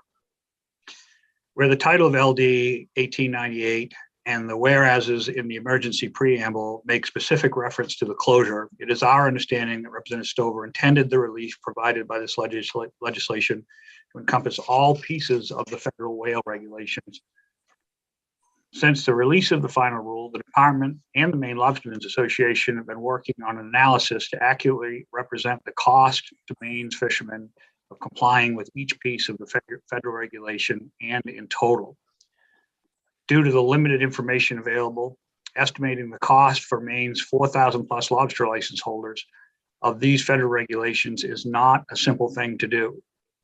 DMR and MLA have shared information to try to generate the best possible estimate of the likely cost of compliance. A true accounting must go well beyond simple equipment costs to include such considerations as the cost of lobstermen's time to reconfigure their gear, their lost income from fishing while they make the gear modifications, and the time of year that occurs, and any extra crew they must add in order to be able to fish in accordance with the new regulations. And those would include the longer, heavier trawls, for example. We understand from conversations with Representative Stover that her intent was to provide $30 million with this legislation, not the $3 million as the bill was printed. The department supports providing relief to aid in the compliance with these regulations, but understands that the final figure appropriated will certainly depend on what can be accommodated by the budget. While the department sincerely appreciates Representative Stover's confidence in our ability to administer a relief program, should this legislation move forward, we would appreciate any further guidance from this committee on how to use these funds and how they should be prioritized. In the absence of any other input, we would seek to do this as simply and directly as possible, perhaps by just dividing the available funds evenly among existing license holders with landings above a certain threshold. Based on our experience with earlier relief programs, it is clear we do not have the information of 4,000 plus license holders to differentially assess their respective needs for relief. We would also ask whether the committee would consider removing the requirements to establish the program through rulemaking, as that will take additional time to go through the adoption process. We, of course, will be very happy to take this out to industry for input through a public meeting process. While the proposed legislation provides 1% of the available funds for the department administration, Representative Stover has indicated she is amenable to providing sufficient funding for a new position to administer the program. Administering this program will be the same amount of work for the department, regardless of the amount of money that is being distributed. So the department would recommend sufficient funding to be able to support one resource management coordinator position for up to 2 years until the funds are dispersed. As a final clarifying point, it is our understanding that the reference to fixed gear fishermen was intended to include members of the gillnet fleet that are also likely to be subject to gear modifications during the next round of federal regulations. Because those regulations have not yet been adopted, statutory language referenced only the federal regulations pertaining to the lobster industry. Should the gillnet fleet be included, that will need to be amended in some fashion as we move forward. As you have also heard in the past briefings, the current challenges we face with the federal whale regulations are just the first step in a series that is designed to ultimately reduce the risk from this fishery's right whales by 98%. The subsequent steps concern me deeply, and I do not know how the industry can achieve the level of risk reduction in anything resembling its current form. As I heard Christian Porter say the other day, quote, NOAA has put an expiration date on the Maine lobster fishery, unquote. For these reasons, I believe there should be serious considerations regarding the best application of any available funds to save this industry.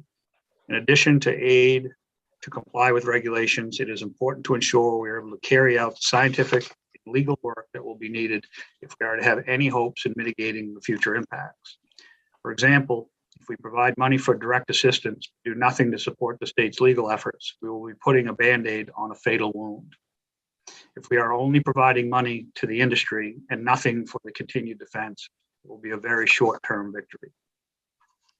The Mills administration continues to work with the Maine's congressional delegation to seek federal funding to offset the impact to industry of the federal whale regulations. The department is grateful for the unwavering interest and support of the governor and the federal delegation and the Maine legislature has shown for the Maine lobster industry as they face this extraordinary ordeal.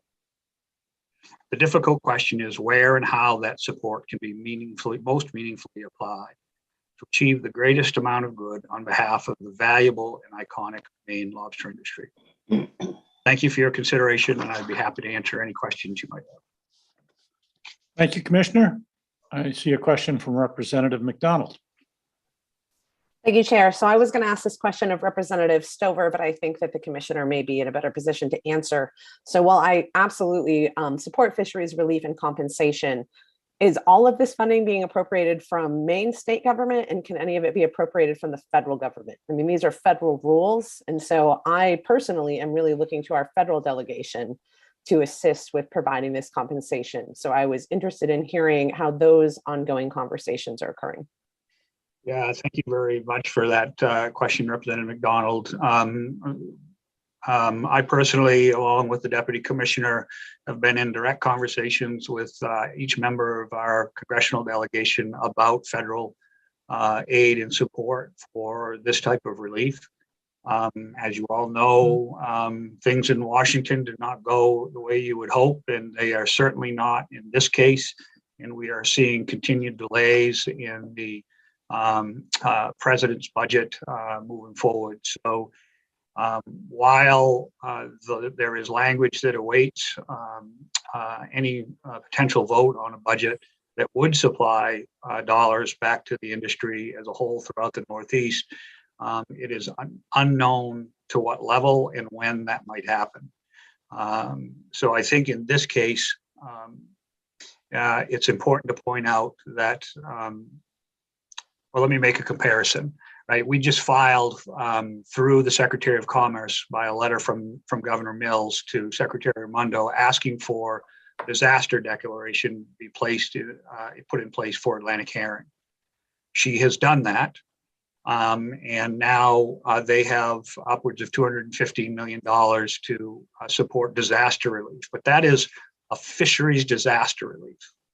I want to make clear that what we're talking about here is not a fisheries disaster relief in that sense. This is an potential building economic disaster, as you well know.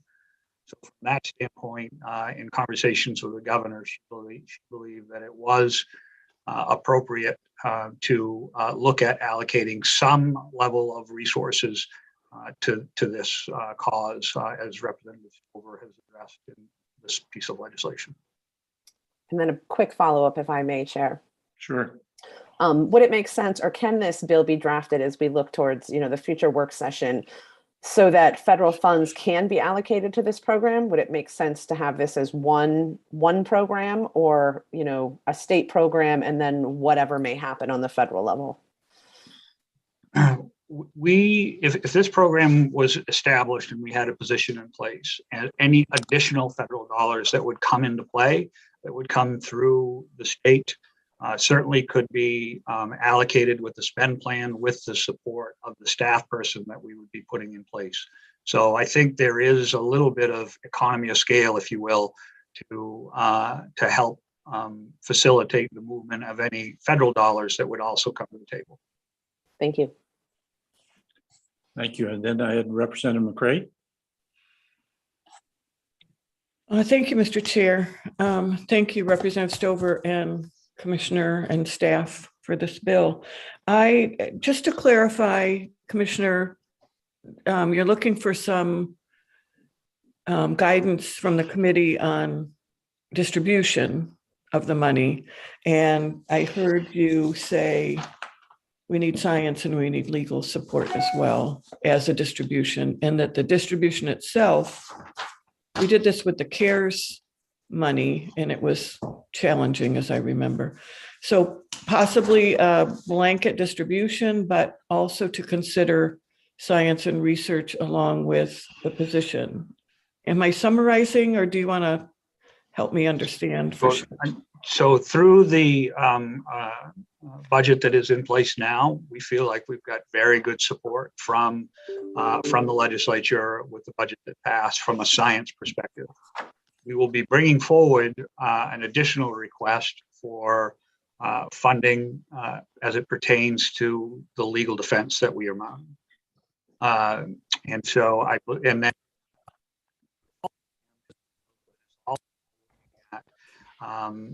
legal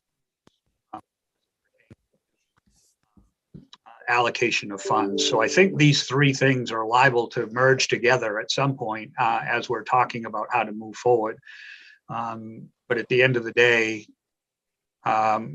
we need to make sure that all three legs of the stool are covered, those costs are covered. And a follow-up, Mr. Chair? Of course. Thank you, Commissioner. I'm not a big fan of letters, but what else can we do in response to Representative McDonald's point about the federal government support? Have we done enough to state our support for more help? I think you've done and gone above and beyond on stating your support for help as the legislature with the delegation, with the main delegation, and directly with the president, right? And raising those concerns directly with the president. So I think right now, well, frankly, it's all about our leadership in Washington trying to move forward, right? There are so many large funding bills moving forward for different things that it's causing the rest of government to kind of slow down in hoping that these bigger issues can be resolved so that we can finally address the budgetary needs. And it will only get more complicated as we move into election year politics. And just one more, Senator. Sure. So I think we want to be careful that we don't do anything that, assuming this is going forward, that anything that would put this on pause while we wait for the other legs of the stool. We need them all, but this is not something that should be qualified whether we get it or not. We need, my opinion is we need this regardless. Yeah, I think we've clearly shown, I mean, the lobster, somebody asked me the other day, said, hey, why would you need this? The lobster industry just had a great year. Okay, they just had a great year and we'll release those numbers soon enough. But that does not negate the impact that they're facing, whether they had a good year or not. And it doesn't negate that this is just the first step of many that will cause further impacts to this industry. So I think trying to create the financial stability up front to help weather the storm is warranted. To what level is the question? Thank you, Commissioner. Representative Hutchins. Thank you, Mr. Chairman. What concerns me on this expecting to get federal money to cure a problem that another federal agency is causing for us, i.e. NOAA, by trying to shut down fishing and then get the federal government to pay people not to fish. The closed area that we've been talking about that opened today happens to be an area where my son fishes.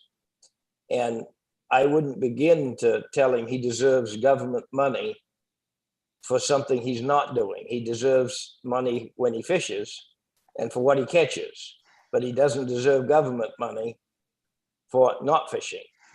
And until we reach the idea that we're going to have to support ourselves in whatever our work program is, we're certainly not going to do very well, because as soon as we take care of the fishermen for not fishing, we're going to take care of the truckers for not trucking, or the doctors for not doctoring.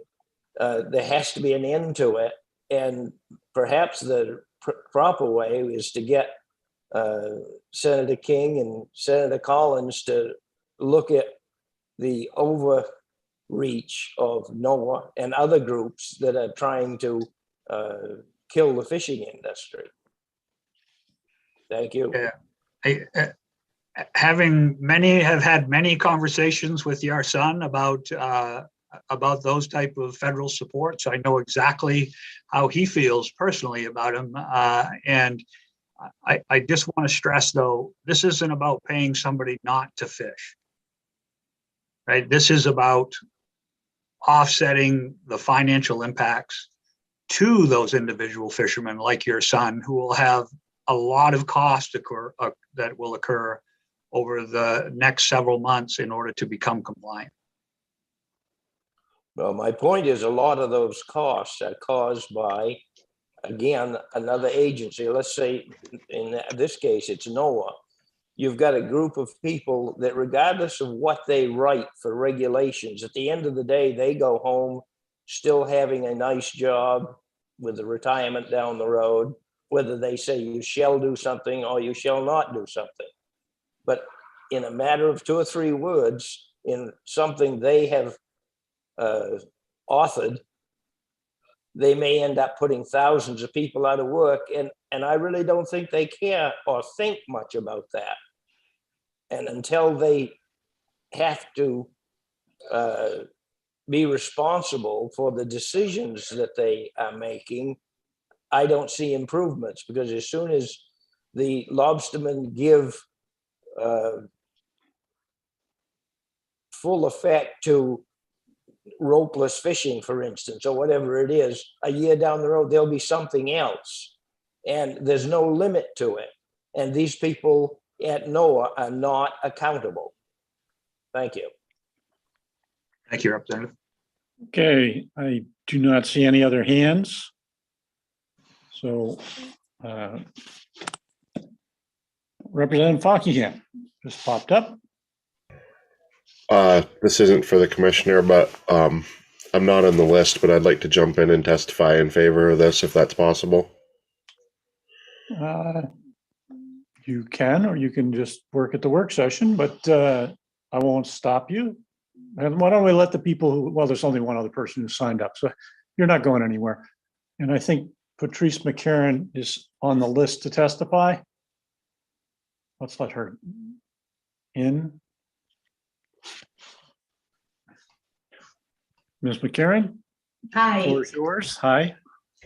Okay, I'll go ahead. So Senator Miramont, Representative McCray, members of the Marine Resources Committee. My name is Patrice McCarron. I'm the Executive Director of the Maine Lobstermen's Association, and I am testifying on behalf of MLA in support of LD 1898. The MLA strongly supports the establishment of a fund to mitigate the negative financial impacts experienced by Maine's fixed gear fishermen as a result of the federal whale rules. We are grateful to Representative Stover and all of the bill's co-sponsors for putting this bill forward. When it comes to protecting endangered North Atlantic right whales, Maine lobstermen have done everything right. Lobstermen have implemented an array of gear changes to keep the waters off our coast safe for these whales. We've implemented measures such as removing thousands of miles of rope from the water, keeping rope off the surface where a whale might feed, putting weak links at the top of our buoy lines so the whale can break free, and marking our lines so that we know if Maine lobster gear is responsible for an entanglement. And these measures have worked. Over the course of 20 years, the right whale population doubled. The last known entanglement in Maine lobster gear happened 18 years ago, and that whale survived. In fact, there's never been a known right whale death in Maine lobster gear. Yet despite our excellent track record, the federal government recently closed nearly 1,000 square miles of prime fishing bottom to Maine lobstermen for 1/3 of the year, and Maine lobstermen will be removing more rope and further weakening our remaining buoy lines this spring. And our federal waters lobstermen will also be adding additional marks to all of their buoy lines. These measures aim to reduce Maine's already low risk to right whales by 60%. And that's just the tip of the iceberg for what Maine's lobster industry is facing. Under the federal 10-year whale plan introduced last year, Maine lobstermen must implement whale conservation measures to achieve a 98% risk reduction by 2030. To achieve this, lobstermen are slated for an additional 60% risk reduction in 2025 and another 87% risk reduction in 2030. Maine lobstermen are being held accountable for whales that have died in Canada or in the US by vessel strikes. The MLA has filed a lawsuit against the National Marine Fisheries Service challenging the scientific basis of this 10-year whale plan with the goal of reworking the risk reductions to actually match the risk posed by Maine's lobster fishery. And since 2018, the MLA has been an intervener in the court case filed by environmental groups which seek to shut down the lobster fishery. I think a good way of looking at the difference between these two cases is the one brought forward by the environmental groups. They basically write the rules for that case, and we need to play a strong defense to avoid the shutdown of our fishery. The difference with the MLA case is that we actually go on the offense because the ENGO case doesn't change anything to the positive for the Maine lobster fishery, but MLA's claims actually could move the needle and potentially get the risk reductions to a level that hopefully the Maine lobster fishery could actually survive. The MLA conducted an economic analysis to determine the cost for lobstermen to comply with the current round of changes to the whale rules, which includes the LMA1 closure, trawling up, adding weak inserts, and new gear marking, all of which must be implemented by May 1st. The MLA calculated the economic impact because our members did not believe that there was a credible estimate of the cost of these whale rules to our fishery.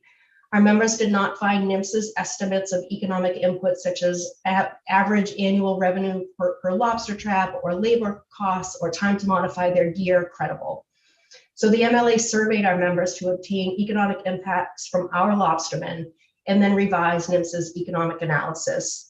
Our estimate of the cost to comply with this round of whale conservation measures is at least $50 million and up to as much as $80 million. And I've attached a summary of these costs at the end of my written testimony and would certainly provide more detailed information on how those costs were achieved if that is of interest to the committee. You know, we are facing so many challenges as a result of the federal whale rules. The cost to comply is certainly a short-term issue, but as the commissioner has laid out, we have many, many uphill battles to climb moving forward with the science, with the litigation, and with finding a goalpost that we can actually survive. So we weren't aware of all of the details of this bill. We provided this testimony. So we truly look forward to engaging with this committee on how the state can best support our lobstermen as they cope with the impacts of these rules. Thank you. Thank you, Ms. McCarron. Any questions from the committee? I do not see any. Thanks for being here again. Thank you. Well, actually, Ms. McCarron, you still there? I am. Yep. In your costs at the end, trawling up, I understand that it's adding more traps to the line. What's the cost added by having to do that? So a lot of that is going to be adding new sinking rope and the labor costs to actually re-rig your gear. And then a lot of vessels may be in a situation where they have to make safety adjustments to their boats. They might need to do some reconfiguration to actually hold all those traps on deck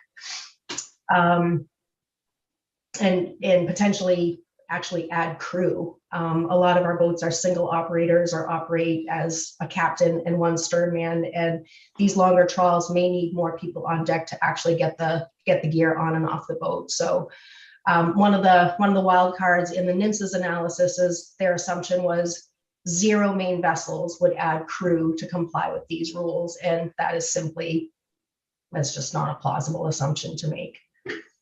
Thank you very much. Representative McCray may have a question for you. Thank you, Mr. Chair. Ms. McCarron, I appreciate your testimony and all your work. You referenced this at the end that you'll work with us on any specifics. I wanted to ask you the suggestion of including GillNet do you have any issue with that? And besides that, I would appreciate your input on just what you described, that you'd help figure out how this could be distributed, or what's the best way to do this. Yeah, the MLA would have no issues with any fisherman, whether it's a lobsterman or fisherman of any other fixed gear type, receiving aid. I mean, we are all on the chopping blocks. When all is said and done, everybody who fishes fixed gear will endure a 98% risk reduction, and it's going to be devastating. Collectively, even more so. So I think that that's very, very appropriate. I think the commissioner very accurately identified some of the challenges in doing a fund like this. There's really no way to directly compensate people for lost fishing time in LMA1 because we don't have an accurate accounting of who's there, who needed to move, how their catch was changed. So that's a really popular idea among affected lobstermen, but there's really no equitable way to do that. And that sort of cascades as you go through the fishery. Everybody's in a different situation. People have different labor costs. We found NIMS had estimated $25 an hour. Some of our boats are estimating labor costs upwards of $60 an hour or potentially higher, the average being in the $40 zone. So every business is going to absorb these costs differently because our fleet is so incredibly diverse. So you know, it is a little bit simple to think about just dividing the money and handing it out based on a landings threshold. But if we're trying to do something equitably, that may really be the only path forward, and particularly if some expediency is required in getting these funds out. I would hope that through these exercises, the state can recognize the dearth of information we have on the economics of our fishery. We don't even have an accurate multiplier for the lobster fishery. And there's a real need to fill some of those data gaps because we really don't have the tools in place to properly ascertain these costs. And most of these federal analyses just kind of figure, you know, lobstermen's labor is free, and that's not true. They're working their tails off all winter, paying their crew to do that. And those are really, really, really high costs for them and for their businesses. Thank you. I don't see any other questions. I do not have anybody else testifying in any direction. And if that has changed, Linda, let me know, but okay. No one on paper. Great. Thank you. That closes the hearing. I'd like to speak. There you are, Representative Fockingham. I skipped you on that one. I was going to come back to you. That's Even all have a right. note here. Do you want me to go ahead? Yeah, it's your turn. Thanks. Okay, yes, I am Billy Bob Fockingham. I represent House District 136, but I am a commercial lobster fisherman who fishes LMA1 and state waters. And I would like to just briefly speak in favor of LD 1898. The commissioner said a while ago a quote that he had heard, and I've heard the same thing myself, and that's that the fishermen had a great year. You know, why do you need to help them or whatever? Well, from my perspective, I'm 43 years old. I have 3 young children, and this is what I've been doing my entire life since I was 3 years old. And I don't know how I'm going to survive after 2025, let alone 2030. So, and these are 2 significant deadlines, you know, to my life. I mean, I can't overstate it. It's my whole life is lobster fishing. And so just wanted to address some of the financial impact that this is going to mean to me. The first one, let me just answer a question you had a minute ago, Senator. That's what some of the impacts of trawling up. Well, for me and many others, and Patrice mentioned this, the new rules that are getting put on us are making it harder for smaller boats to fish. We have to carry more traps. So one thing that I did last winter was that I overhauled my boat, and I had to narrow my rails, so to essentially make my boat wider on the inside and lengthen my boat 3 feet longer, so that I could actually be able to have the gear necessary because of these rules and set them off the stern. And that one overhaul cost me about $40,000. So that's something that a lot of guys are doing, and that's to be honest, that's a lot of money. But that was really the easy way out, because a lot of people are building bigger boats and are getting in really tight financial situations because of this. Something that shouldn't even be happening. But on another note, it's got to do with these new end lines that we have, and also the way that the state was preemptive, and we did a good thing, and we jumped ahead in remarking our gear, and we had these really what should have been acceptable gear marking rules that we went ahead and just did proactively. Now the federal government has come back and said those aren't acceptable, and they've set this almost impossible deadline of May 1st to change this stuff over. That in and of itself is incredibly difficult to do that. But I just want to touch on the cost impact that that's going to have on someone like me. A coil of this rope's 1,200 feet. That's 200 fathoms. Every time you talk to a fisherman, they're going to talk to you in fathoms. That's the only form of measure that we use. So that's 200 fathoms in a coil. And I'm looking at all my gear has to be 5s in federal waters. So 800 5s is 160 end lines. Those are going to range about 60 fathom warps per end line. A warp is the rope. So it's going to take me 48 coils to get that. And the reason why that's significant is because even if I reuse 100% of the rope that I already have, which I won't be able to do because we have to use weaker rope, so I'm probably going to have to buy all new rope for my gear.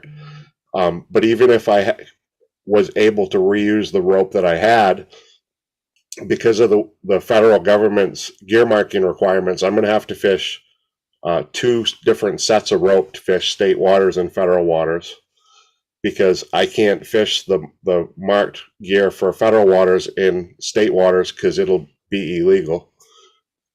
So I'm going to have to fish 2 separate end lines, and there's no real easy way to mark them like that. You have to pretty much permanently mark this rope so that it'll either be federal rope or state rope.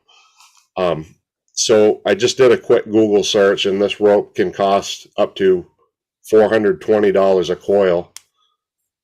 If you times that by 48, that's $20,160 just for the rope alone to do one set of rope. So it's a big impact, and having a great year, or the industry having a great year, isn't going to help us out when you're looking at an impact of $20,000, and that's not counting the breakaways that are going to have to, be purchased for that, rigging it up, all the other stuff that goes along with it, and that's just for one set of rope. If I have to rig all my gear for 2, and these are just end lines. These aren't even talking about the ground lines that we have to replace all the time anyway, because we have to use sinking rope. This is just the modification. This isn't counting what we already go through financially on an annual basis already. But if you figure two new end lines for the whole thing, you're looking at about $40,000 financial impact. So I just wanted to express that to the committee and thank Representative Stover for bringing this bill forward. Thank you, Representative. Okay, I didn't forget anybody else according to my notes, but I also see no questions, so I'm going to close the public hearing on LD 1898. It is closed. We will be scheduling work sessions at a future date. And yeah, actually, I see some are scheduled for 2/8 next week for 1898, 1742.